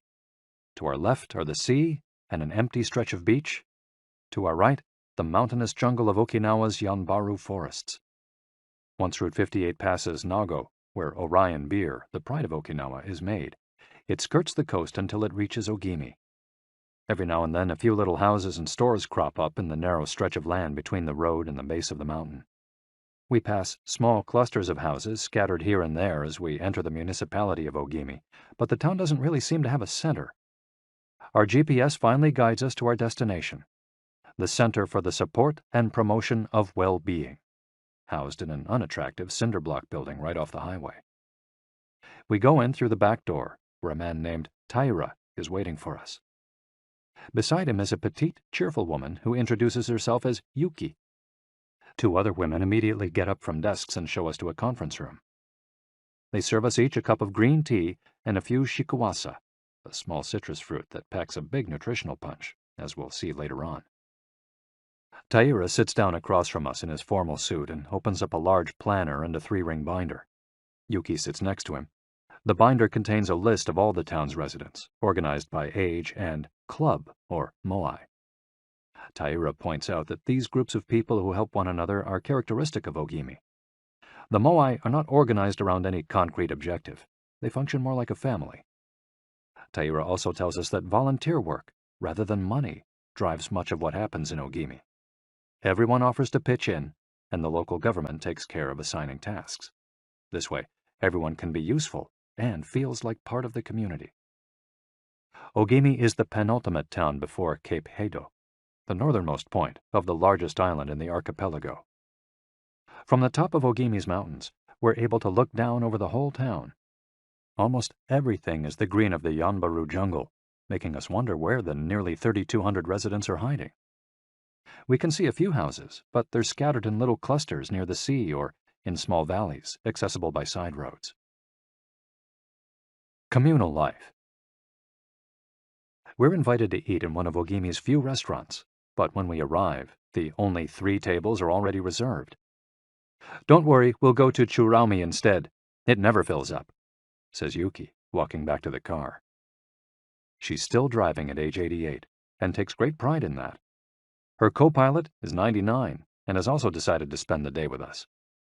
We have to drive fast to keep up with them on a highway that is sometimes more dirt than asphalt. Finally reaching the other end of the jungle, we can at last sit down to eat. "I don't really go to restaurants," Yuki says as we take our seats. "Almost everything I eat comes from my vegetable garden, and I buy my fish from Tanaka, who's been my friend forever." The restaurant is right by the sea and seems like something from the planet Tatooine from Star Wars. The menu boasts in large letters that it serves slow food, prepared with organic vegetables grown in the town. "But really," Yuki continues, "food is the least important thing." She is extroverted and rather pretty. She likes to talk about her role as the director of several associations run by the local government. "Food won't help you live longer," she says, bringing to her lips a bite of the diminutive confection that followed our meal. "The secret is smiling and having a good time." There are no bars and only a few restaurants in Ogimi, but those who live there enjoy a rich social life that revolves around community centers. The town is divided into 17 neighborhoods, and each one has a president and several people in charge of things like culture, festivals, social activities, and longevity.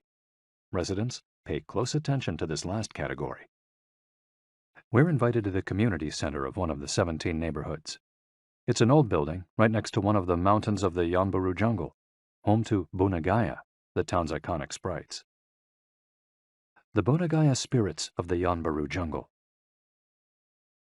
Bunagaya are magical creatures that inhabit the Yanbaru jungle near Ogimi and its surrounding towns.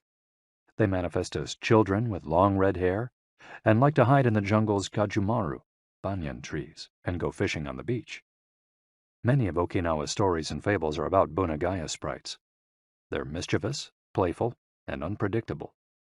Locals say that the Bunagaya love the mountains, rivers, sea, trees, earth, wind, and animals, and that if you want to befriend them, you have to show respect for nature. A birthday party. When we arrive at the neighborhood's community center, we're greeted by a group of about 20 people who proudly proclaim, "The youngest among us is 83. We conduct our interviews at a large table while drinking green tea. When we finish, we're brought to an event space where we celebrate the birthdays of 3 members of the group. One woman is turning 99, another 94, and one young man has just reached 89. We sing a few songs popular in the village and finish up with "Happy Birthday" in English. The woman turning 99 blows out the candles and thanks everyone for coming to her party. We eat homemade shikawase cake and end up dancing and celebrating as though it were the birthday of a 20-something. It's the first party, but not the last, that we'll attend during our week in the village. We'll also do karaoke with a group of seniors who sing better than we do, and attend a traditional festival with local bands, dancers, and food stands at the foot of a mountain. Celebrate each day together. Celebrations seem to be an essential part of life in Ogimi. We're invited to watch a game of gate ball, one of the most popular sports among Okinawa's older residents. It involves hitting a ball with a mallet-like stick. It's a low-impact sport that can be played anywhere, and it's a good excuse to move around and have fun as a group. The residents hold local competitions, and there is no age limit for participants. We participate in the weekly game and lose to a woman who recently turned 104. Everyone cheers, and the defeated look on our faces elicits laughter. In addition to playing and celebrating as a community, spirituality is also essential to the happiness of the village's residents. The gods of Okinawa. The main religion in Okinawa is known as Ryukyu Shinto. Ryukyu is the original name of the Okinawa archipelago, and Shinto means the path of the gods. Ryukyu Shinto combines elements of Chinese Taoism, Confucianism, Buddhism, and Shintoism with shamanistic and animistic elements. According to this ancient faith, the world is populated by an infinite number of spirits divided into several types: spirits of the home, of the forest, of the trees, and of the mountains. It's important to appease these spirits through rituals and festivals, and by consecrating sacred grounds. Okinawa is full of sacred jungles and forests, where many of the two main kinds of temples are found, the Utaki and the Uganju. We visited an Uganju, or small open-air temple, adorned with incense and coins, next to a waterfall in Ogimi. The Utaki is a collection of stones where people go to pray and where, supposedly, spirits gather. In Okinawa's religious practice, women are considered spiritually superior to men, whereas the opposite is true of traditional Shintoism in the rest of Japan. Yuta are women chosen as mediums by their communities to make contact with the spirit realm through traditional rites. Ancestor worship is another important feature of spiritual practice in Okinawa, and in Japan in general. The home of each generation's firstborn usually contains a butsudan, or small altar, used to pray for and make offerings to the family's ancestors. Mabui. Every person has an essence, or mabui. This mabui is our spirit and the source of our life force. It is immortal and makes us who we are. Sometimes the mabui of someone who has died is trapped in the body of a living person. This situation requires a separation ritual to free the mabui of the deceased. It often happens when a person dies suddenly, especially at a young age, and his or her mabui does not want to move on to the realm of the dead. A mabui can also be passed from person to person by physical contact. A grandmother who leaves her granddaughter a ring transfers a part of her mabui to her. Photographs can also be a medium for passing mabui among people. The older, the stronger. Looking back, our days in Ogimi were intense but relaxed, sort of like the lifestyle of the locals, who always seemed to be busy with important tasks, but who, upon closer inspection, did everything with a sense of calm. They were always pursuing their ikigai, but they were never in a rush. Not only did they seem to be happily busy, but we also noticed that they followed the other principles for happiness that Washington Burnap stated 200 years ago. The grand essentials to happiness in this life are something to do, something to love, and something to hope for. On our last day, we went to buy gifts at a small market at the edge of town. The only things sold there are local vegetables, green tea, and shikawasa juice, along with bottles of water from a spring hidden in the Yanburu forests, bearing labels that read, "Longevity Water." We bought ourselves some of this longevity water and drank it in the parking lot, looking out over the sea and hoping that the little bottles that promised a magic elixir would bring us health and long life, and would help us find our own ikigai. Then we took a photo with a statue of Abunagaya and walked up to it one last time to read the inscription. A declaration from the town where people live longest. At 80, I am still a child. When I come to see you at 90, send me away to wait until I am 100. The older, the stronger. Let us not depend too much on our children as we age. If you seek long life and health, you are welcome in our village, where you will be blessed by nature, and together we will discover the secret to longevity. April 23, 1993, Ogimi Federation of Senior Citizens Clubs. The interviews. Over the course of a week, we conducted a total of 100 interviews, asking the eldest members of the community about their life philosophy, their ikigai, and the secrets to longevity. We filmed these conversations with 2 cameras for use in a little documentary, and chose a few especially meaningful and inspiring statements to include in this section of the audiobook. 1. Don't worry. The secret to a long life is not to worry, and to keep your heart young. Don't let it grow old. Open your heart to people with a nice smile on your face. If you smile and open your heart, your grandchildren and everyone else will want to see you. The best way to avoid anxiety is to go out in the street and say hello to people. I do it every day. I go out there and say, "Hello," and "See you later." Then I go home and care for my vegetable garden. In the afternoon, I spend time with friends. Here, everyone gets along. We try not to cause problems. Spending time together and having fun is the only thing that matters. 2. Cultivate good habits. I feel joy every morning waking up at 6 and opening the curtains to look out at my garden where I grow my own vegetables. I go right outside to check on my tomatoes, my mandarin oranges. I love the sight of them. It relaxes me. After an hour in the garden, I go back inside and make breakfast. I plant my own vegetables and cook them myself. That's my ikigai.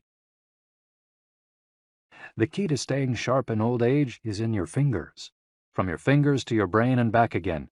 If you keep your fingers busy, you'll live to see 100. I get up at 4 every day. I set my alarm for that time, have a cup of coffee, and do a little exercise, lifting my arms. That gives me energy for the rest of the day. I eat a bit of everything. I think that's the secret. I like variety in what I eat. I think it tastes better. Working. If you don't work, your body breaks down. When I wake up, I go to the butsudan and light incense. You have to keep your ancestors in mind. It's the first thing I do every morning. I wake up every day at the same time, early, and spend the morning in my vegetable garden. I go dancing with my friends once a week. I do exercise every day, and every morning I go for a little walk. I never forget to do my taiso exercises when I get up. Eating vegetables, it helps you live longer. To live a long time, you need to do 3 things. Exercise to stay healthy, eat well, and spend time with people. 3. Nurture your friendships every day. Getting together with my friends is my most important ikigai. We all get together here and talk. It's very important. I always know I'll see them all here tomorrow, and that's one of my favorite things in life. My main hobby is getting together with friends and neighbors. Talking each day with the people you love, that's the secret to a long life. I say hello and see you later to the children on their way to school and wave at everyone who goes by me in their car. Drive safely, I say. Between 7:20 a.m. and 8:15 a.m., I'm outside on my feet the whole time, saying hello to people. Once everyone's gone, I go back inside. Chatting and drinking tea with my neighbors, that's the best thing in life. And singing together. I wake up at 5 every morning, leave the house, and walk to the sea. Then I go to a friend's house and we have tea together. That's the secret to a long life, getting together with people and going from place to place. 4. Live an unhurried life. My secret to a long life is always saying to myself, slow down and relax. You live much longer if you're not in a hurry. I make things with wicker. That's my ikigai. The first thing I do when I wake up is pray. Then I do my exercises and eat breakfast. At 7, I calmly start working on my wicker. When I get tired at 5, I go visit my friends. Doing many different things every day. Always staying busy but doing one thing at a time without getting overwhelmed. The secret to long life is going to bed early, waking up early, and going for a walk. Living peacefully and enjoying the little things. Getting along with your friends. Spring, summer, fall, winter. Enjoying each season happily. 5. Be optimistic. Every day I say to myself, today will be full of health and energy. Live it to the fullest. I'm 98, but consider myself young. I still have so much to do. Laugh. Laughter is the most important thing. I laugh wherever I go. I'm going to live to be 100. Of course I am. It's a huge motivation for me. Dancing and singing with your grandchildren is the best thing in life. I feel very fortunate to have been born here. I give thanks for it every day. The most important thing in Ogimi, in life, is to keep smiling. I do volunteer work to give back to the village a bit of what it has given to me. For example, I use my car to help friends get to the hospital. There's no secret to it. The trick is just to live. Keys to the Ogimi lifestyle. 100% of the people we interviewed keep a vegetable garden, and most of them also have fields of tea, mangoes, shikawasa, and so on. All belong to some form of neighborhood association where they feel cared for as though by family. They celebrate all the time, even little things. Music, song, and dance are essential parts of daily life. They have an important purpose in life, or several. They have an ikigai, but they don't take it too seriously. They're relaxed and enjoy all that they do. They are very proud of their traditions and local culture. They are passionate about everything they do, however insignificant it might seem. Locals have a strong sense of yui ma'aru, recognizing the connection between people. They help each other with everything from work in the fields, harvesting sugarcane or planting rice, to building houses and municipal projects. Our friend Miyagi, who ate dinner with us on our last night in town, told us that he was building a new home with the help of all his friends, and that we could stay there the next time we were in Ogimi. They are always busy, but they occupy themselves with tasks that allow them to relax. We didn't see a single old grandpa sitting on a bench doing nothing. They're always coming and going, to sing karaoke, visit with neighbors, or play a game of gateball. Chapter 7. The Ikigai Diet. What the world's longest living people eat and drink. According to the World Health Organization, Japan has the highest life expectancy in the world, 85 years for men and 87.3 years for women. Moreover, it has the highest ratio of centenarians in the world, more than 520 for every million people, as of September 2016. While life expectancy in Japan is high overall, Okinawa exceeds the national average. Okinawa is one of the areas in Japan that were most affected by World War II. As a result, not only of conflicts on the battlefield, but also of hunger and a lack of resources once the war ended, the average life expectancy was not very high during the 1940s and 1950s. As Okinawans recovered from the destruction, however, they came to be some of the country's longest living citizens. What secrets to long life do the Japanese hold? What is it about Okinawa that makes it the best of the best in terms of life expectancy? Experts point out that, for one thing, Okinawa is the only province in Japan without trains. Its residents have to walk or cycle when not driving. It's also the only province that has managed to follow the Japanese government's recommendation of eating less than 10 grams of salt per day. Okinawa's Miracle Diet. The mortality rate from cardiovascular disease in Okinawa is the lowest in Japan, and diet almost certainly has a lot to do with this. It's no coincidence that the Okinawa diet is so often discussed around the world at panels on nutrition. The most concrete and widely cited data on diet in Okinawa came from studies by Makoto Suzuki, a cardiologist at the University of Ryukyus, who has published more than 700 scientific articles on nutrition and aging in Okinawa since 1970. Bradley J. Wilcox and D. Craig Wilcox joined Makoto Suzuki's research team and published a book considered the Bible on the subject, The Okinawa Program. They reached the following conclusions. Locals eat a wide variety of foods, especially vegetables. Variety seems to be key. A study of Okinawa's centenarians showed that they ate 206 different foods, including spices, on a regular basis. They ate an average of 18 different foods each day, a striking contrast to the nutritional poverty of our fast food culture. They eat at least 5 servings of fruits and vegetables every day. At least 7 types of fruits and vegetables are consumed by Okinawans on a daily basis. The easiest way to check if there's enough variety on your table is to make sure you're eating the rainbow. A table featuring red peppers, Carrots, spinach, cauliflower, and eggplant, for example, offers great color and variety. Vegetables, potatoes, legumes, and soy products, such as tofu, are the staples of an Okinawan's diet. More than 30% of their daily calories come from vegetables. Grains are the foundation of their diet. Japanese people eat white rice every day, sometimes adding noodles. Rice is the primary food in Okinawa as well. They rarely eat sugar. And if they do, it's cane sugar. We drove through several sugarcane fields every morning on our way to Ogimi, and even drank a glass of cane juice at Nakijin Castle. Beside the stall selling the juice was a sign describing the anti-carcinogenic benefits of sugarcane. In addition to these basic dietary principles, Okinawans eat fish an average of 3 times per week.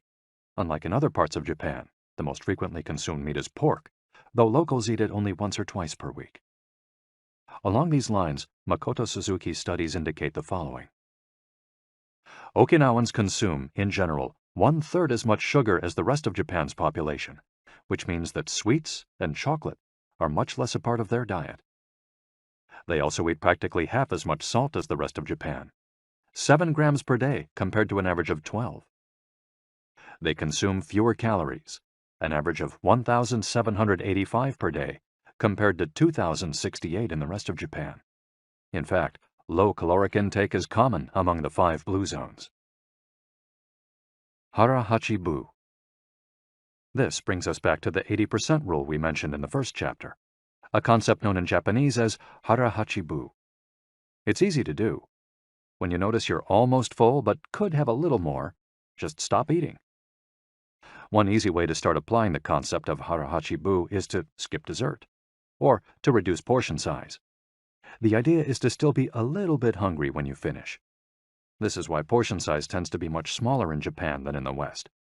Food isn't served as appetizers, main courses, and dessert. Instead, it's much more common to see everything presented at once on small plates. One with rice, another with vegetables, a bowl of miso soup, and something to snack on. Serving food on many small plates makes it easier to avoid eating too much and facilitates the varied diet discussed at the beginning of this chapter. Hara Hachi Bu is an ancient practice. The 12th century book on Zen Buddhism, Zazen Youjinki, recommends eating 2/3 as much as you might want to. Eating less than one might want is common among all Buddhist temples in the East. Perhaps Buddhism recognized the benefits of limiting caloric intake more than 9 centuries ago. So, eat less to live longer? Few would challenge this idea. Without taking it to the extreme of malnutrition, of course, eating fewer calories than our bodies ask for seems to increase longevity. The key to staying healthy while consuming fewer calories is eating foods with a high nutritional value, especially superfoods, and avoiding those that add to our overall caloric intake but offer little to no nutritional value. The calorie restriction we've been discussing is one of the most effective ways to add years to your life. If the body regularly consumes enough or too many calories, it gets lethargic and starts to wear down, expending significant energy on digestion alone.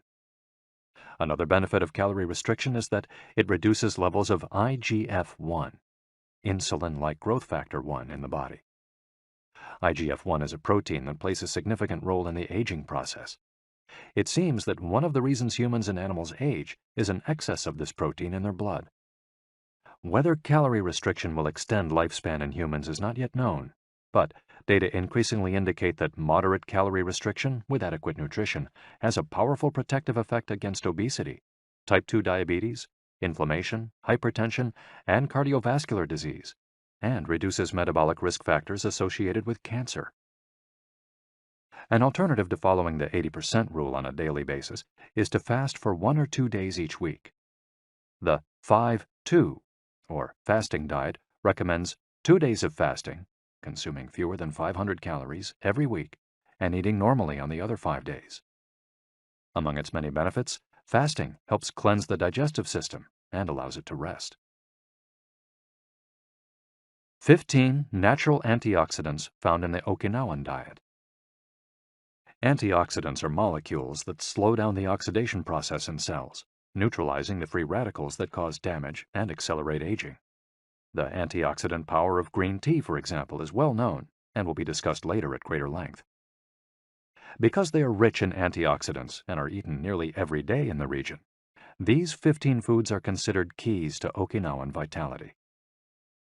Tofu, miso, tuna, carrots, goya, a bitter melon, kombu, sea kelp, cabbage, nori, seaweed, onion, soy sprouts, hechima, a cucumber-like gourd, soybeans, boiled or raw, sweet potato, peppers, and sanpincha, jasmine tea. Sanpincha, the reigning infusion in Okinawa. Okinawans drink more sanpincha, a mix of green tea and jasmine flowers, than any other kind of tea. The closest approximation in the West would be the jasmine tea that usually comes from China. A 1988 study conducted by Hiroko Sho at the Okinawa Institute of Science and Technology indicates that jasmine tea reduces blood cholesterol levels. Sanpincha can be found in many different forms in Okinawa and is even available in vending machines. In addition to all the antioxidant benefits of green tea, it boasts the benefits of jasmine, which include reducing the risk of heart attack, strengthening the immune system, helping relieve stress, lowering cholesterol. Okinawans drink an average of 3 cups of sanpincha every day. It might be hard to find exactly the same blend in the West, but we can drink jasmine tea or even a high-quality green tea instead. The secrets of green tea. Green tea has been credited for centuries with significant medicinal properties. Recent studies have confirmed its many benefits and have attested to the importance of this ancient plant in the longevity of those who drink it often. Originally from China, where it's been consumed for millennia, green tea didn't make its way to the rest of the world until just a few centuries ago.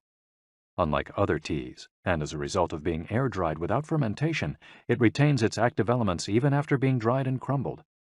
It offers meaningful health benefits such as controlling cholesterol, lowering blood sugar levels, improving circulation, protection against the flu, vitamin C, promoting bone health, fluoride, protection against certain bacterial infections, protection against UV damage, cleansing, and diuretic effects. White tea, with its high concentration of polyphenols, may be even more effective against aging. In fact, it's considered to be the natural product with the greatest antioxidant power in the world, to the extent that 1 cup of white tea might pack the same punch as a dozen glasses of orange juice. In summary, drinking green or white tea every day can help us reduce the free radicals in our bodies, keeping us young longer. The powerful shikuwasa. Shikuwasa is the citrus fruit par excellence of Okinawa, and Ogimi is its largest producer in all of Japan. The fruit is extremely acidic. It's impossible to drink shikuwasa juice without diluting it first with water. Its taste is somewhere between that of a lime and a mandarin orange, to which it bears a family resemblance. Shikuwasas also contain high levels of nobiletin, a flavonoid rich in antioxidants. All citrus fruits, grapefruits, oranges, lemons, are high in nobiletin, but Okinawa's shikuwasas have 40 times as much as oranges. Consuming nobiletin has been proven to protect us from arteriosclerosis, cancer, type 2 diabetes, and obesity in general. Shikuwasas also contain vitamins C and B, beta-carotene, and minerals. They're used in many traditional dishes and to add flavor to food and are squeezed to make juice. While conducting research at the birthday parties of the town's grandparents, we were served shikuwasa cake. The antioxidant canon for Westerners. In 2010, the UK's Daily Mirror published a list of foods recommended by experts to combat aging.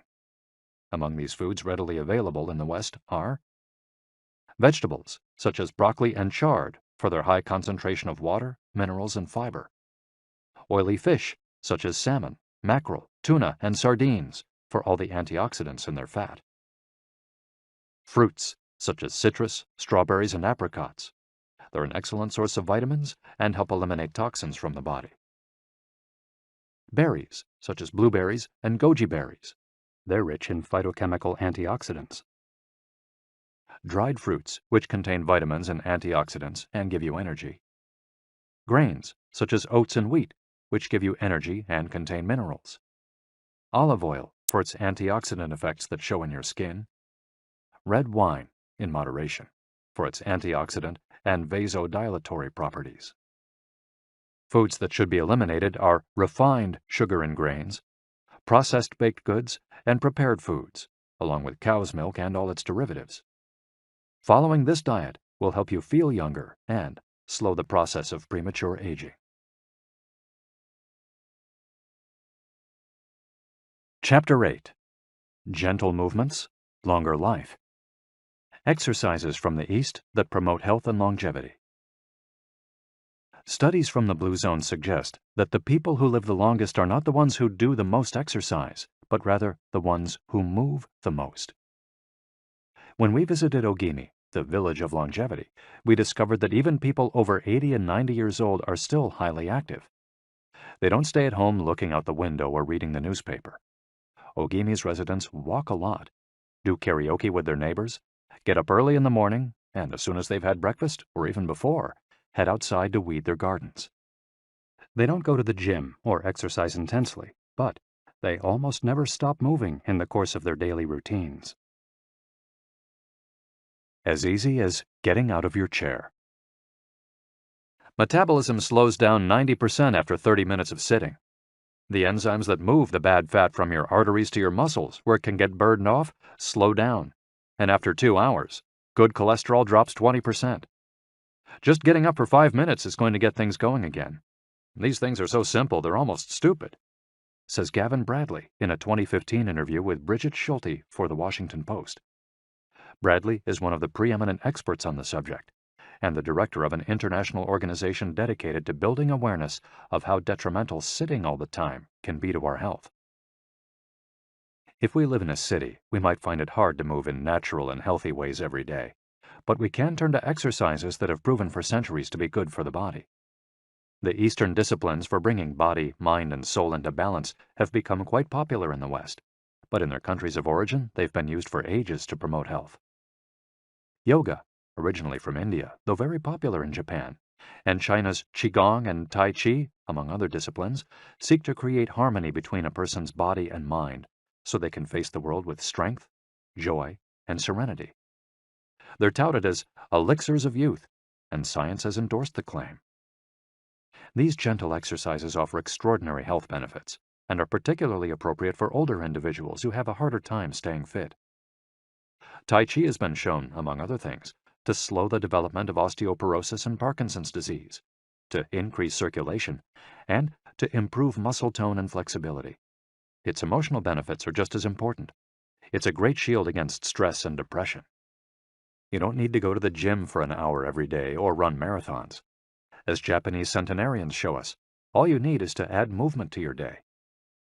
Practicing any of these Eastern disciplines on a regular basis is a great way to do so. An added benefit is that they all have well-defined steps, and as we heard in Chapter 4, disciplines with clear rules are good for flow. If you don't like any of these disciplines, feel free to choose a practice that you love and that makes you move.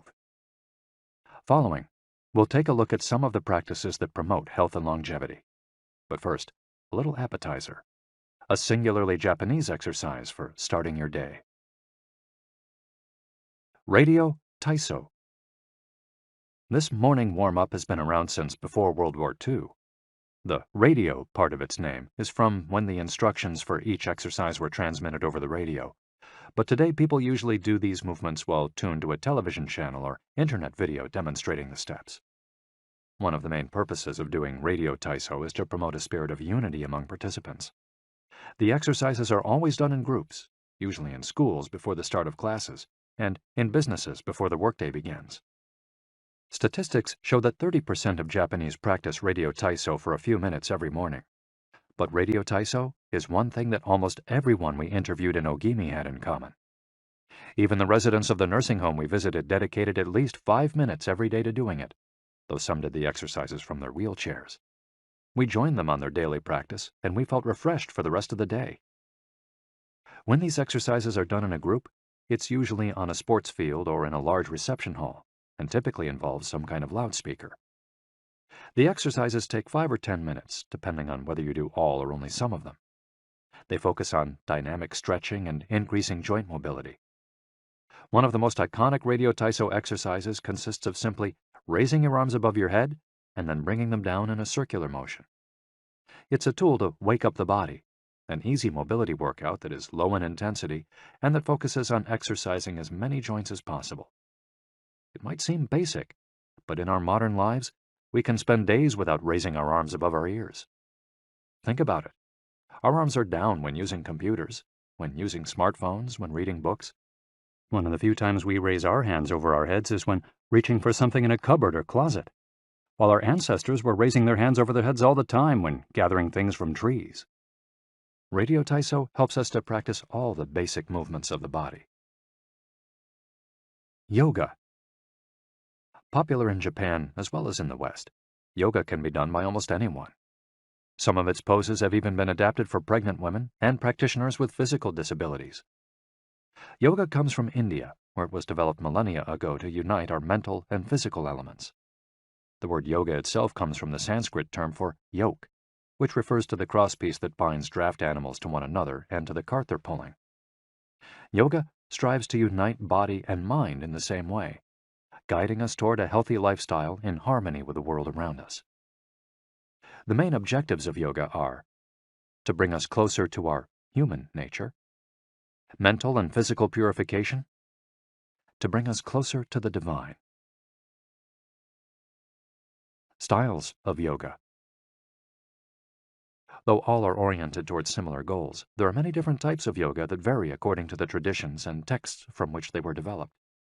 The differences among them lie, as the masters say, in the path taken to the summit of our best self. Jnana Yoga. The yoga of wisdom, the search for discipline and mental growth. Karma Yoga focuses on action, on tasks and duties that benefit oneself and one's community. Bhakti Yoga, the yoga of devotion and surrender to the divine. Mantra Yoga focuses on the recitation of mantras to reach a state of relaxation. Kundalini Yoga combines diverse steps to reach the desired mental state. Raja Yoga, also known as the royal path, encompasses a range of steps geared toward achieving communion with oneself and others.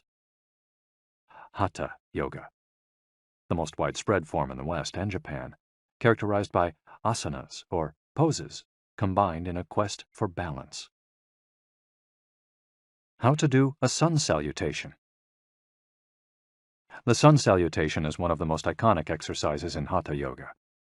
To do it, you simply have to follow these 12 basic movements. 1.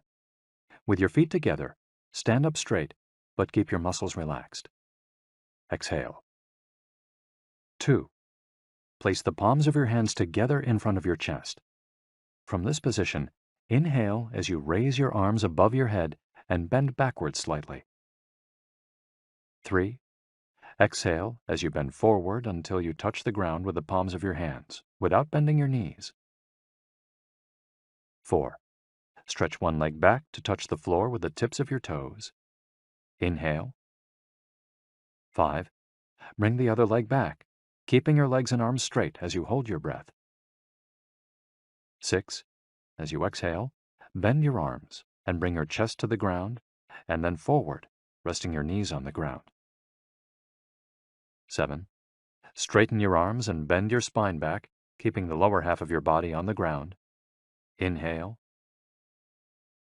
8. With your hands and feet on the ground, lift your hips until your arms and legs are straight and your body forms an upside-down V. Exhale throughout the movement. 9. Bring forward the same leg you'd stretched back earlier and bend it so that your knee and foot are aligned under your head and between your hands. Inhale. 10. Exhale as you bring your back foot forward and straighten your legs, keeping your hands on the ground as in posture 3. 11. Bring your arms above your head with your palms together and bend backwards slightly as you did in posture 2 while you inhale. 12. Lower your arms to their initial position in mountain pose while you exhale. You've just greeted the sun. Now you're ready to have a fantastic day.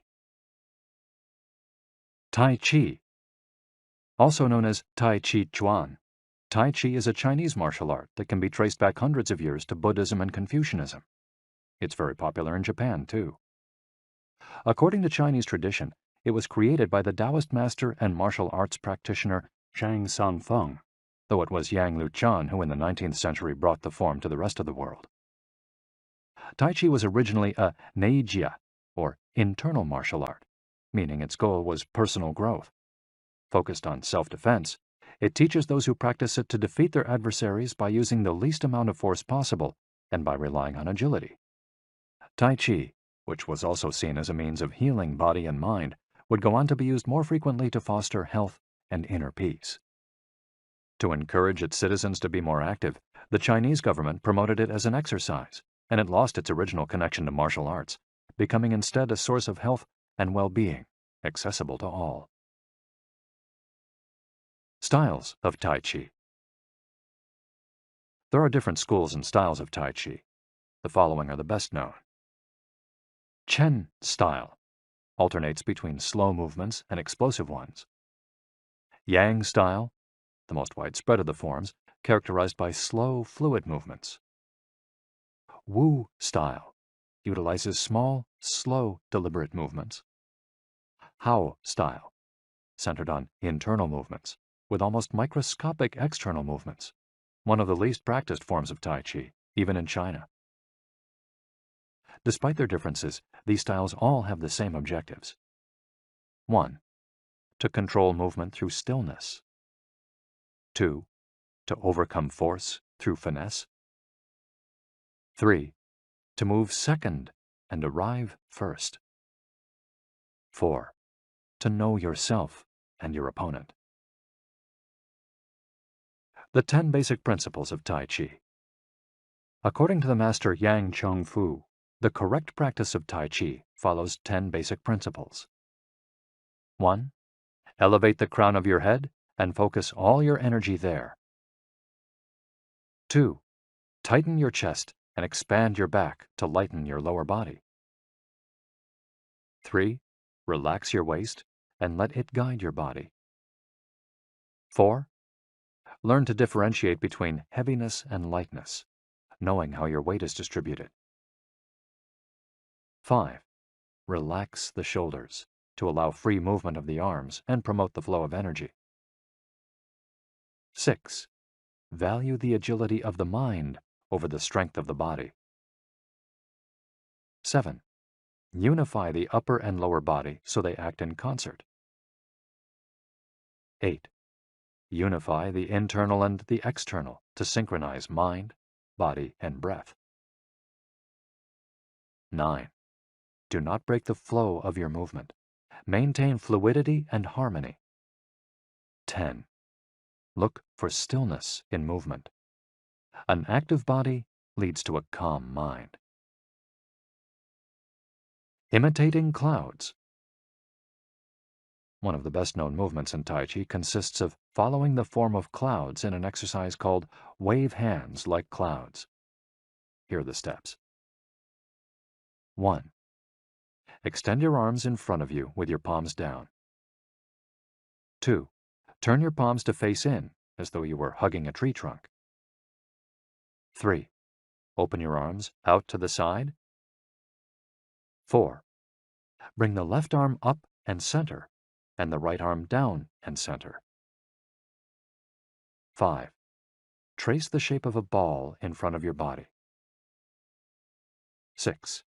Turn your left palm toward your face. 7. Shift your weight to your left foot and pivot from your hip toward that side while your eyes follow the movement of your hand. 8. Bring your left hand to your waist and your right hand in front of your face. 9. Shift your weight to your right foot. 10. Pivot toward your right, looking at your raised right hand the entire time. 11. Repeat this movement fluidly, shifting your weight from one foot to the other as you reposition your hands. 12. Stretch your arms out in front of you again and bring them down slowly, returning to your initial position. Qigong, also known as Qi Kung, Its name combines qi, life force or energy, and gong, work, indicating that the form works with the individual's life force. Though relatively modern, especially under its current name, the art of Qigong is based on the Tao Yin, an ancient art meant to foster mental and physical well-being. The practice began to appear in reports on training in martial arts at the beginning of the 20th century, and by the 1930s was being used in hospitals. The Chinese government later popularized it, as it had done with Tai Chi. Qigong involves static and dynamic physical exercises that stimulate respiration in a standing, seated, or reclined position. There are many different styles of Qigong, but all of them seek to strengthen and regenerate Qi. Though its movements are typically gentle, the practice is intense. Benefits of Qigong. According to numerous international scientific studies, Qigong, like Tai Chi and yoga, offers significant health benefits. The following stand out among those proven through scientific research, as observed by Dr. Kenneth M. Sancer of San Francisco's Qigong Institute in his article, Medicinal Applications of Qigong. Modification of brainwaves. Improved balance of sex hormones. Lower mortality rate from heart attacks. Lower blood pressure in patients with hypertension. Greater bone density. Better circulation. Deceleration of symptoms associated with senility. Greater balance and efficiency of bodily functions. Increased blood flow to the brain and greater mind-body connection. Improved cardiac function. Reduction in the secondary effects of cancer treatments. Practicing these arts not only keeps us in shape, it also helps extend our lives. Methods for practicing Qigong. In order to practice Qigong correctly, we should remember that our life energy flows through our whole body. We should know how to regulate its many parts. 1. Tiao Shen. Regulating the body by adopting the correct posture. It's important to be firmly rooted to the ground. 2. Tiao Shi. Regulating the breath until it is calm, steady, and peaceful. 3. Tiao Xin. Regulating the mind, the most complicated part as it implies emptying the mind of thoughts. Tiao Qi.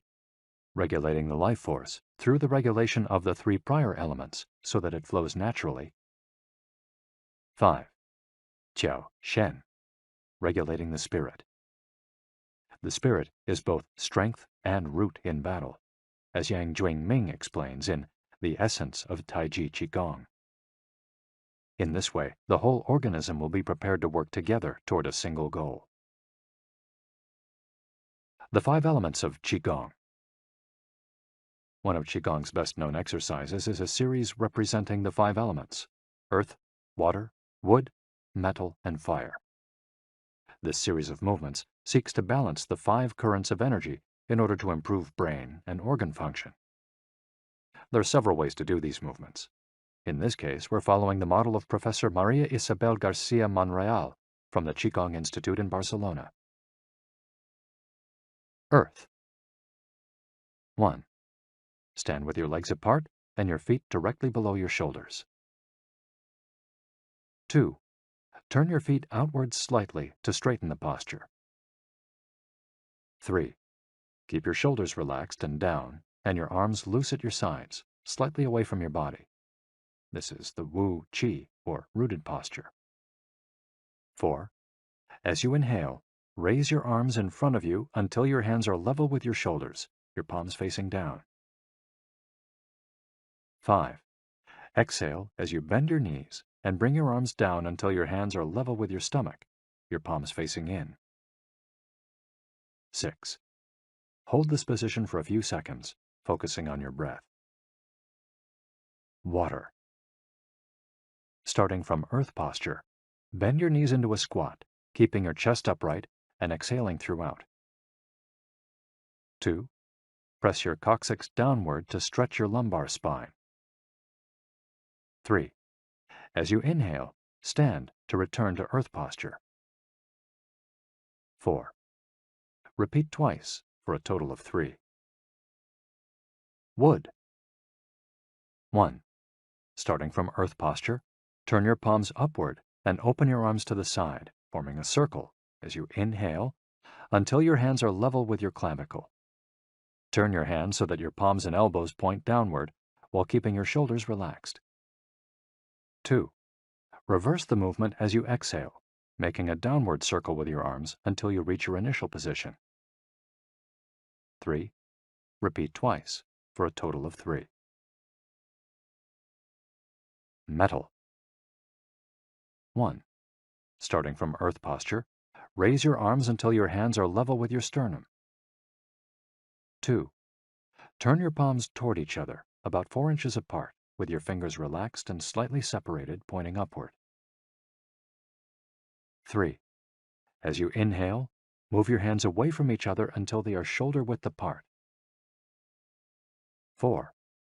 As you exhale, bring your hands toward each other until they are back in position 2. 5. Repeat twice for a total of 3, observing the concentration of energy as you bring your hands together in front of your lungs. Fire. 1. Starting from Earth posture, bring your hands level with your heart as you inhale, with one hand slightly above the other and your palms facing each other. 2. Rotate your hands to feel the energy of your heart. 3.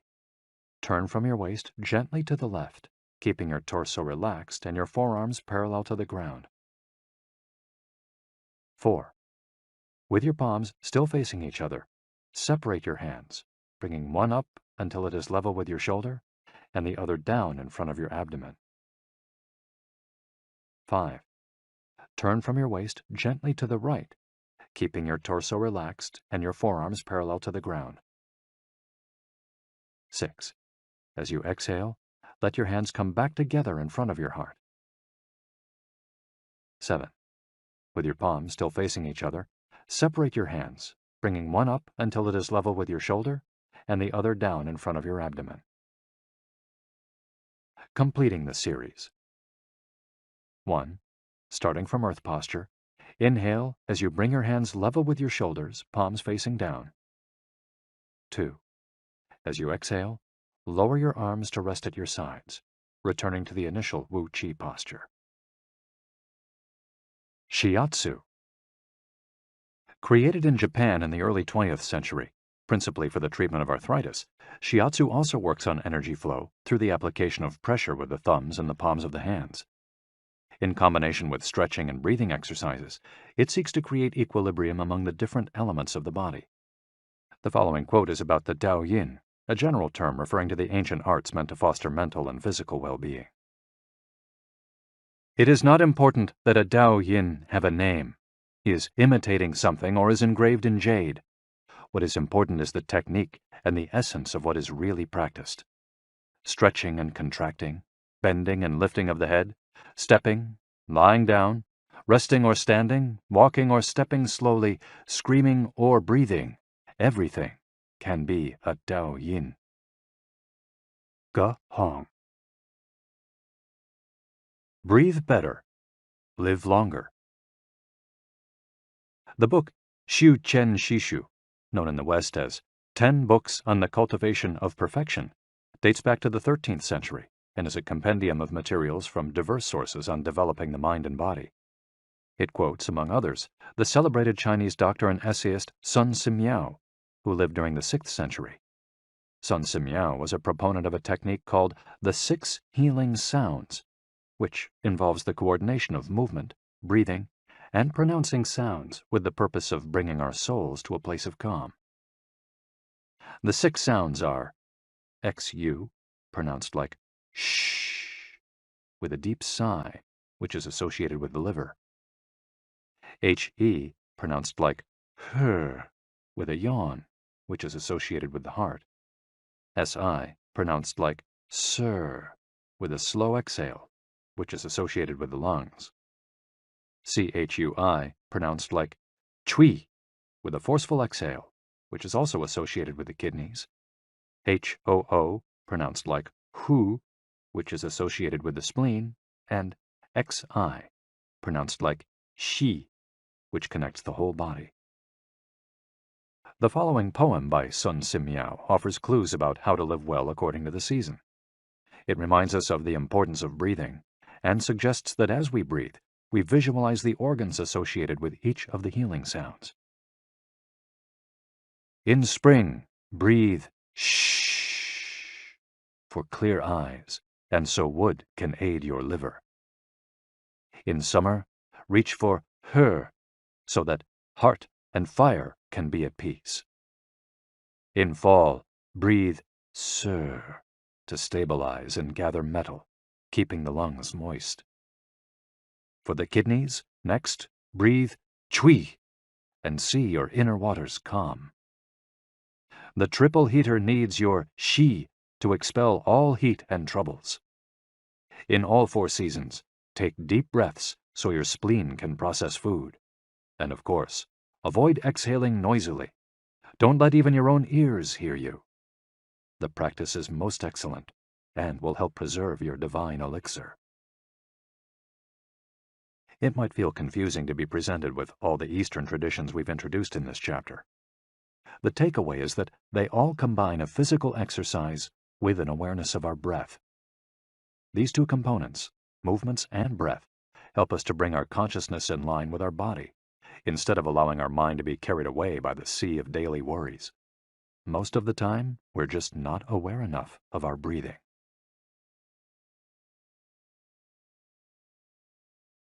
Chapter 9. Resilience and Wabi-Sabi. How to face life's challenges without letting stress and worry age you. What is resilience? One thing that everyone with a clearly defined Ikigai has in common is that they pursue their passion no matter what. They never give up, even when the cards seem stacked against them or they face one hurdle after another. We're talking about resilience, a concept that's become influential among psychologists. But resilience isn't just the ability to persevere.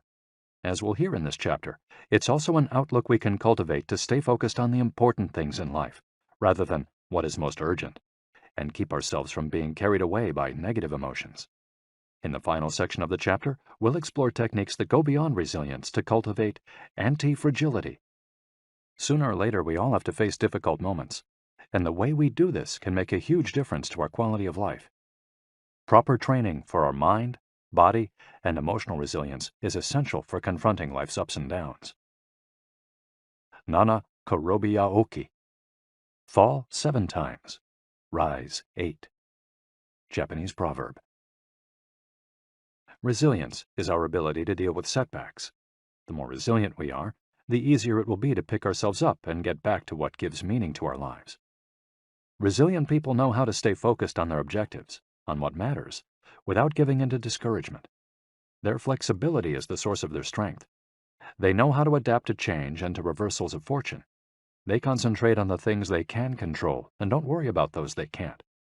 In the words of the famous Serenity Prayer by Reinhold Niebuhr, God, give us grace to accept with serenity the things that cannot be changed, courage to change the things which should be changed, and the wisdom to distinguish the one from the other. Emotional resilience through Buddhism and Stoicism. Siddhartha Gautama, Buddha, was born a prince of Kapilavastu, Nepal, and grew up in a palace surrounded by riches. At 16, he married and had a child. Not satisfied by his family's wealth, at 29, he decided to try a different lifestyle and ran away from the palace to live as an ascetic. But it wasn't asceticism that he was looking for. It didn't offer the happiness and well-being he sought. Neither wealth nor extreme asceticism worked for him. He realized that a wise person should not ignore life's pleasures. A wise person can live with these pleasures, but should always remain conscious of how easy it is to be enslaved by them. Zeno of Citium began his studies with the Cynics. The Cynics also led ascetic lives, leaving behind all earthly pleasures. They lived in the street, and the only thing they owned was the clothing on their backs. Seeing that cynicism did not give him a sense of well-being, Zeno abandoned its teachings to found the school of Stoicism, which centers on the idea that there is nothing wrong with enjoying life's pleasures as long as they do not take control of your life as you enjoy them. You have to be prepared for those pleasures to disappear. The goal is not to eliminate all feelings and pleasures from our lives, as in cynicism, but to eliminate negative emotions. Since their inception, one of the objectives of both Buddhism and Stoicism has been to control pleasure, emotions, and desires. Though the philosophies are very different, both aim to curb our ego and control our negative emotions. Both Stoicism and Buddhism are, at their roots, methods for practicing well-being. According to Stoicism, our pleasures and desires are not the problem. We can enjoy them as long as they don't take control of us. The Stoics viewed those who were able to control their emotions as virtuous.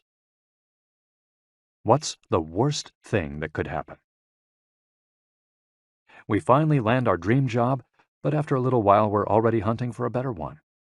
We win the lottery and buy a nice car, but then decide we can't live without a sailboat. We finally win the heart of the man or woman we've been pining for, and suddenly we find we have a wandering eye. People can be insatiable. The Stoics believe that these kinds of desires and ambitions are not worth pursuing. The objective of the virtuous person is to reach a state of tranquility, apatheia, the absence of negative feelings such as anxiety, fear, shame, vanity, and anger, and the presence of positive feelings such as happiness, love, serenity, and gratitude. In order to keep their minds virtuous, the Stoics practiced something like negative visualization. They imagined the worst thing that could happen in order to be prepared if certain privileges and pleasures were taken from them. To practice negative visualization, we have to reflect on negative events, but without worrying about them. Seneca, one of the richest men in ancient Rome, lived a life of luxury, but was, nonetheless, an active Stoic. He recommended practicing negative visualization every night before falling asleep. In fact, he not only imagined these negative situations, he actually put them into practice. For example, by living for a week without servants, or the food and drink he was used to as a wealthy man. As a result, he was able to answer the question, what's the worst thing that could happen? Meditating for healthier emotions. In addition to negative visualization and not giving in to negative emotions, another central tenet of Stoicism is knowing what we can control and what we can't, as we see in the Serenity Prayer. Worrying about things that are beyond our control accomplishes nothing. We should have a clear sense of what we can change and what we can't, which in turn will allow us to resist giving in to negative emotions. In the words of Epictetus, it's not what happens to you, but how you react that matters. In Zen Buddhism, meditation is a way to become aware of our desires and emotions, and thereby free ourselves from them. It's not simply a question of keeping the mind free of thoughts, but instead involves observing our thoughts and emotions as they appear, without getting carried away by them. In this way, we train our minds not to get swept up in anger, jealousy, or resentment. One of the most commonly used mantras in Buddhism focuses on controlling negative emotions. Om Mani Padme Hum, in which Om is the generosity that purifies the ego, Ma is the ethics that purifies jealousy, Ni is the patience that purifies passion and desire, Pad is the precision that purifies bias, Me is the surrender that purifies greed, and Hum is the wisdom that purifies hatred. The here and now and the impermanence of things. Another key to cultivating resilience is knowing in which time to live. Both Buddhism and Stoicism remind us that the present is all that exists, and it is the only thing we can control. Instead of worrying about the past or the future, we should appreciate things just as they are in the moment, in the now. The only moment in which you can be truly alive is the present moment, observes the Buddhist monk Thich Nhat Hanh. In addition to living in the here and now, the Stoics recommend reflecting on the impermanence of the things around us. The Roman Emperor Marcus Aurelius said that the things we love are like the leaves of a tree. They can fall at any moment with a gust of wind. He also said that changes in the world around us are not accidental, but rather form part of the essence of the universe, a rather Buddhist notion, in fact. We should never forget that everything we have and all the people we love will disappear at some point. This is something we should keep in mind, but without giving in to pessimism. Being aware of the impermanence of things does not have to make us sad. It should help us love the present moment and those who surround us.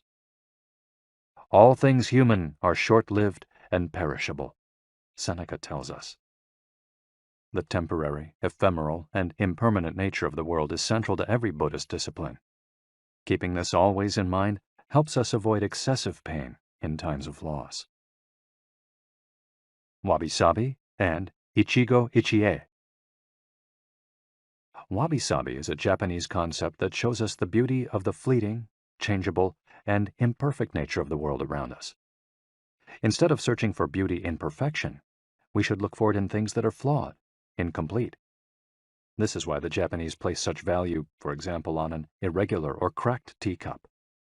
Only things that are imperfect, incomplete, and ephemeral can truly be beautiful, because only those things resemble the natural world. A complementary Japanese concept is that of Ichigo-ichie, which could be translated as, "This moment exists only now and won't come again."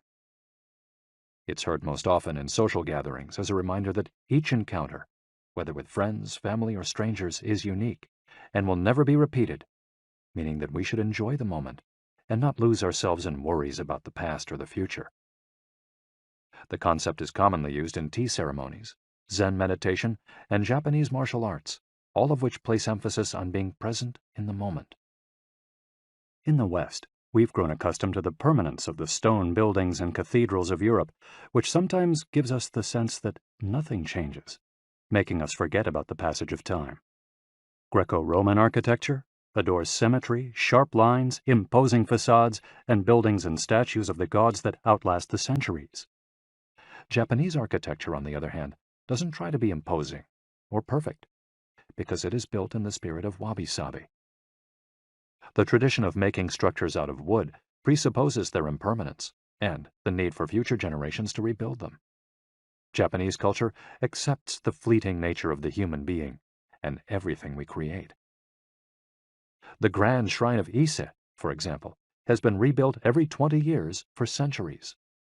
The most important thing is not to keep the building standing for generations, but to preserve customs and traditions, things that can withstand the passage of time better than structures made by human hands. The key is to accept that there are certain things over which we have no control, like the passage of time and the ephemeral nature of the world around us. Ichigo-ichie teaches us to focus on the present and enjoy each moment that life brings us. This is why it's so important to find and pursue our ikigai. Wabi-sabi teaches us to appreciate the beauty of imperfection as an opportunity for growth.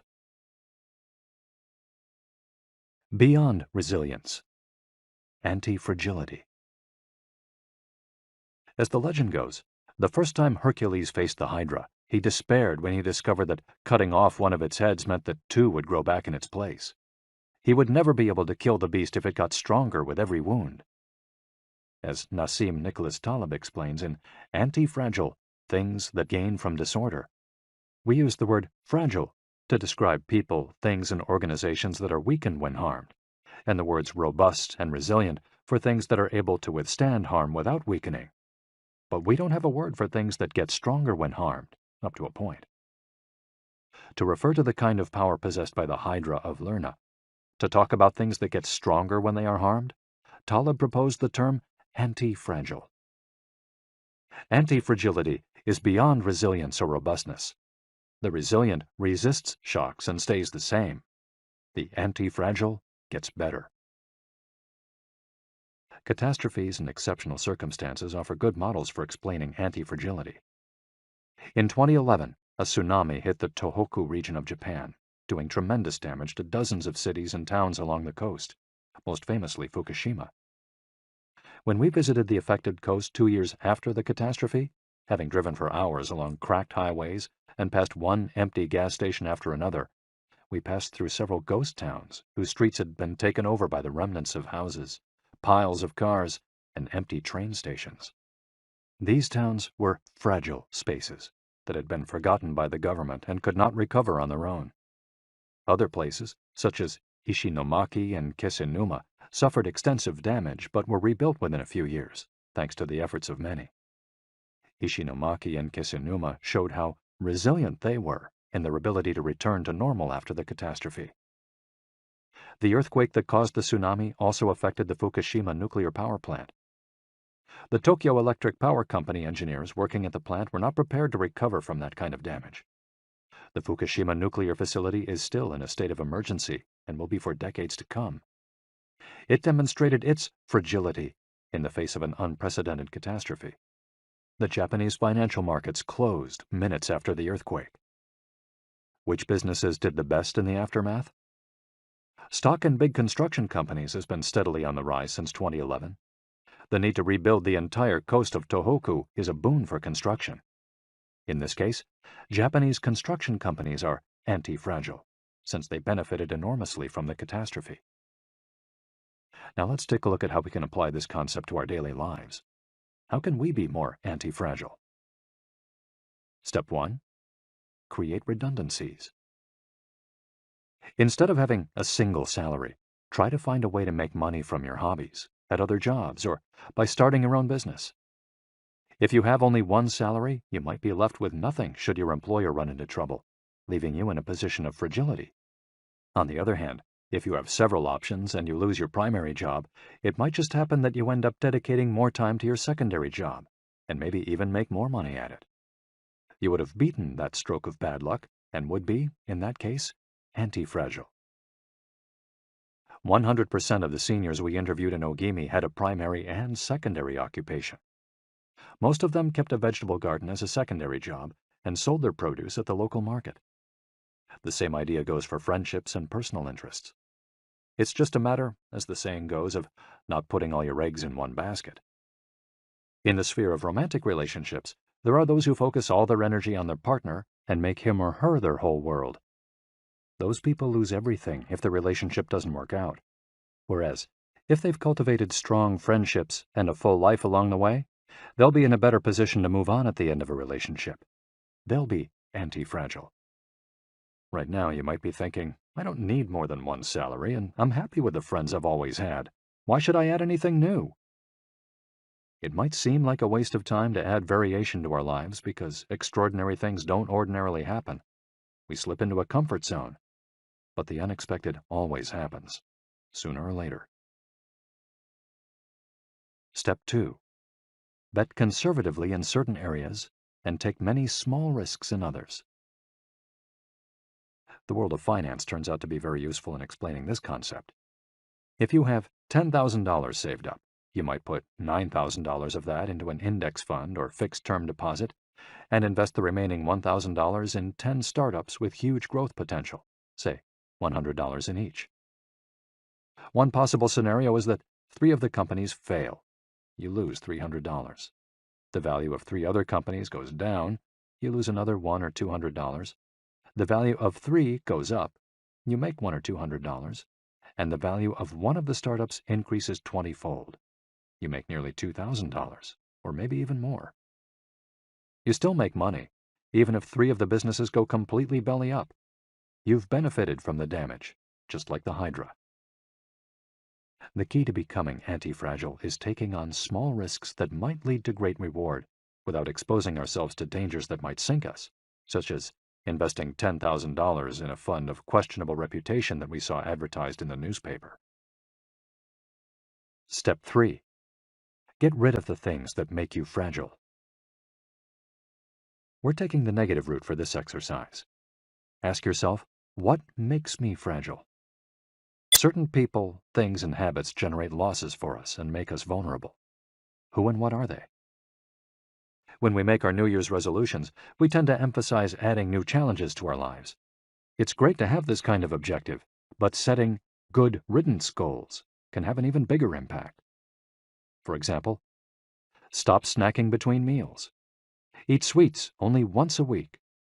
Gradually pay off all debt.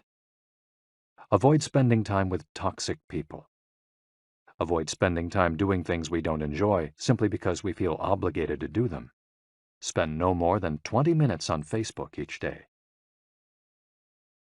To build resilience into our lives, we shouldn't fear adversity because each setback is an opportunity for growth. If we adopt an anti-fragile attitude, we'll find a way to get stronger with every blow, refining our lifestyle and staying focused on our ikigai.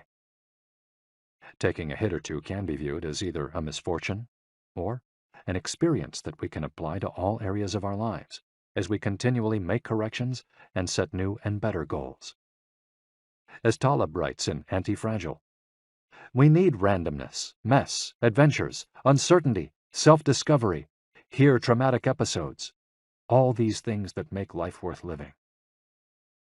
We encourage those interested in the concept of anti-fragility to read Nassim Nicholas Taleb's Anti-Fragile.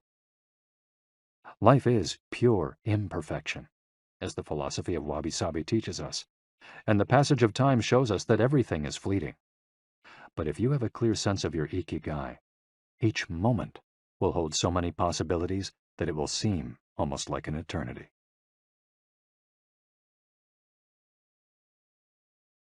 Epilogue. Ikigai, the Art of Living. Mitsuo Aida was one of the most important calligraphers and haikuists of the 20th century. He is yet another example of a Japanese person who dedicated his life to a very specific ikigai, communicating emotions with 17-syllable poems using a shodo calligraphy brush. Many of Aida's haikus philosophize about the importance of the present moment and the passage of time. One could be translated as, "In the here and now, the only thing in my life is your life." In another poem, Aida writes simply, "Here, now." It is an artwork that seeks to evoke feelings of mono no aware, a melancholy appreciation of the ephemeral. The following poem touches on one of the secrets of bringing ikigai into our lives. Happiness is always determined by your heart. And one last one, also by Aida, is keep going. Don't change your path. Once you discover your ikigai, pursuing it and nurturing it every day will bring meaning to your life. The moment your life has this purpose, you will achieve a happy state of flow in all you do, like the calligrapher at his canvas or the chef who, after half a century, still prepares sushi for his patrons with love. Conclusion. Our ikigai is different for all of us, but one thing we have in common is that we're all searching for meaning. When we spend our days feeling connected to what is meaningful to us, we live more fully. When we lose the connection, we feel despair. Modern life estranges us more and more from our true nature, making it very easy for us to lead lives lacking in meaning. Powerful forces and incentives, money, power, attention, success, distract us on a daily basis. Don't let them take over your life. Our intuition and curiosity are very powerful internal compasses to help us connect with our ikigai. Follow those things you enjoy and get away from or change those you dislike. Be led by your curiosity and keep busy by doing things that fill you with meaning and happiness. It doesn't need to be a big thing. We might find meaning in being good parents or in helping our neighbors. There is no perfect strategy to connecting with our ikigai. But what we've learned from the Okinawans is that we should not worry too much about finding it. Life is not a problem to be solved. Just remember to have something that keeps you busy doing what you love while being surrounded by the people who love you.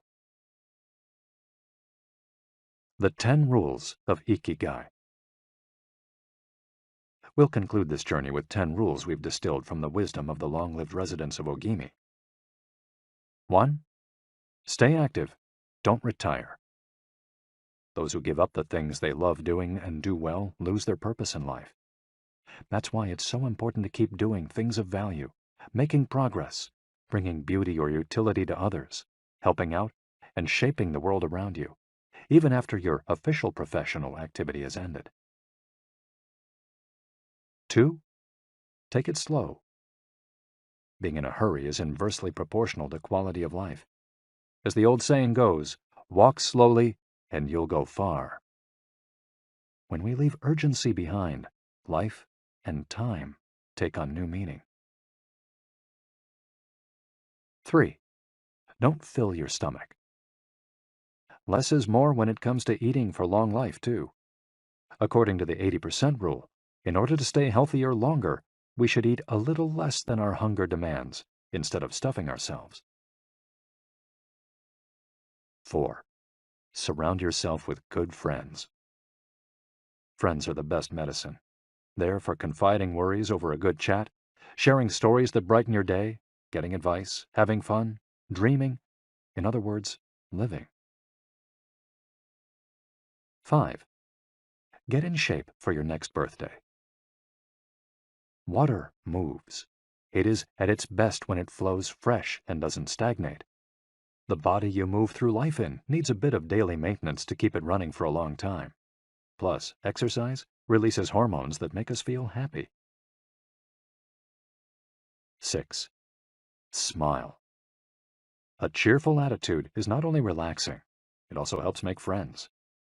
It's good to recognize the things that aren't so great, but we should never forget what a privilege it is to be in the here and now, in a world so full of possibilities. 7. Reconnect with nature. Though most people live in cities these days, human beings are made to be part of the natural world. We should return to it often to recharge our batteries. 8. Give thanks. To your ancestors, to nature, which provides you with the air you breathe and the food you eat. To your friends and family, to everything that brightens your days and makes you feel lucky to be alive. Spend a moment every day giving thanks, and you'll watch your stockpile of happiness grow. 9. Live in the moment. Stop regretting the past and fearing the future. Today is all you have. Make the most of it. Make it worth remembering. 10. Follow your Ikigai. There is a passion inside you, a unique talent that gives meaning to your days and drives you to share the very best of yourself until the very end. If you don't know what your Ikigai is yet, as Viktor Frankl says, your mission is to discover it. The authors of this audiobook wish you a long, happy, and purposeful life. Thank you for joining us. Hector Garcia and Francesc Miralles. You've been listening to Ikigai, The Japanese Secret to a Long and Happy Life by Hector Garcia and Francesc Miralles, narrated by Walter Dixon. If you've enjoyed this audiobook and this performance, then please visit our website, gildanmedia.com. That's GILDANMEDIA.com, where you'll find a wide selection of titles in business and finance, personal development, psychology, and much, much more. And thank you for being a Gildan audio listener.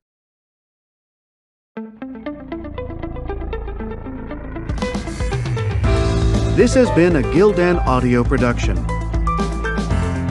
For more affordable, mind-enriching programs, visit our website at gildanmedia.com.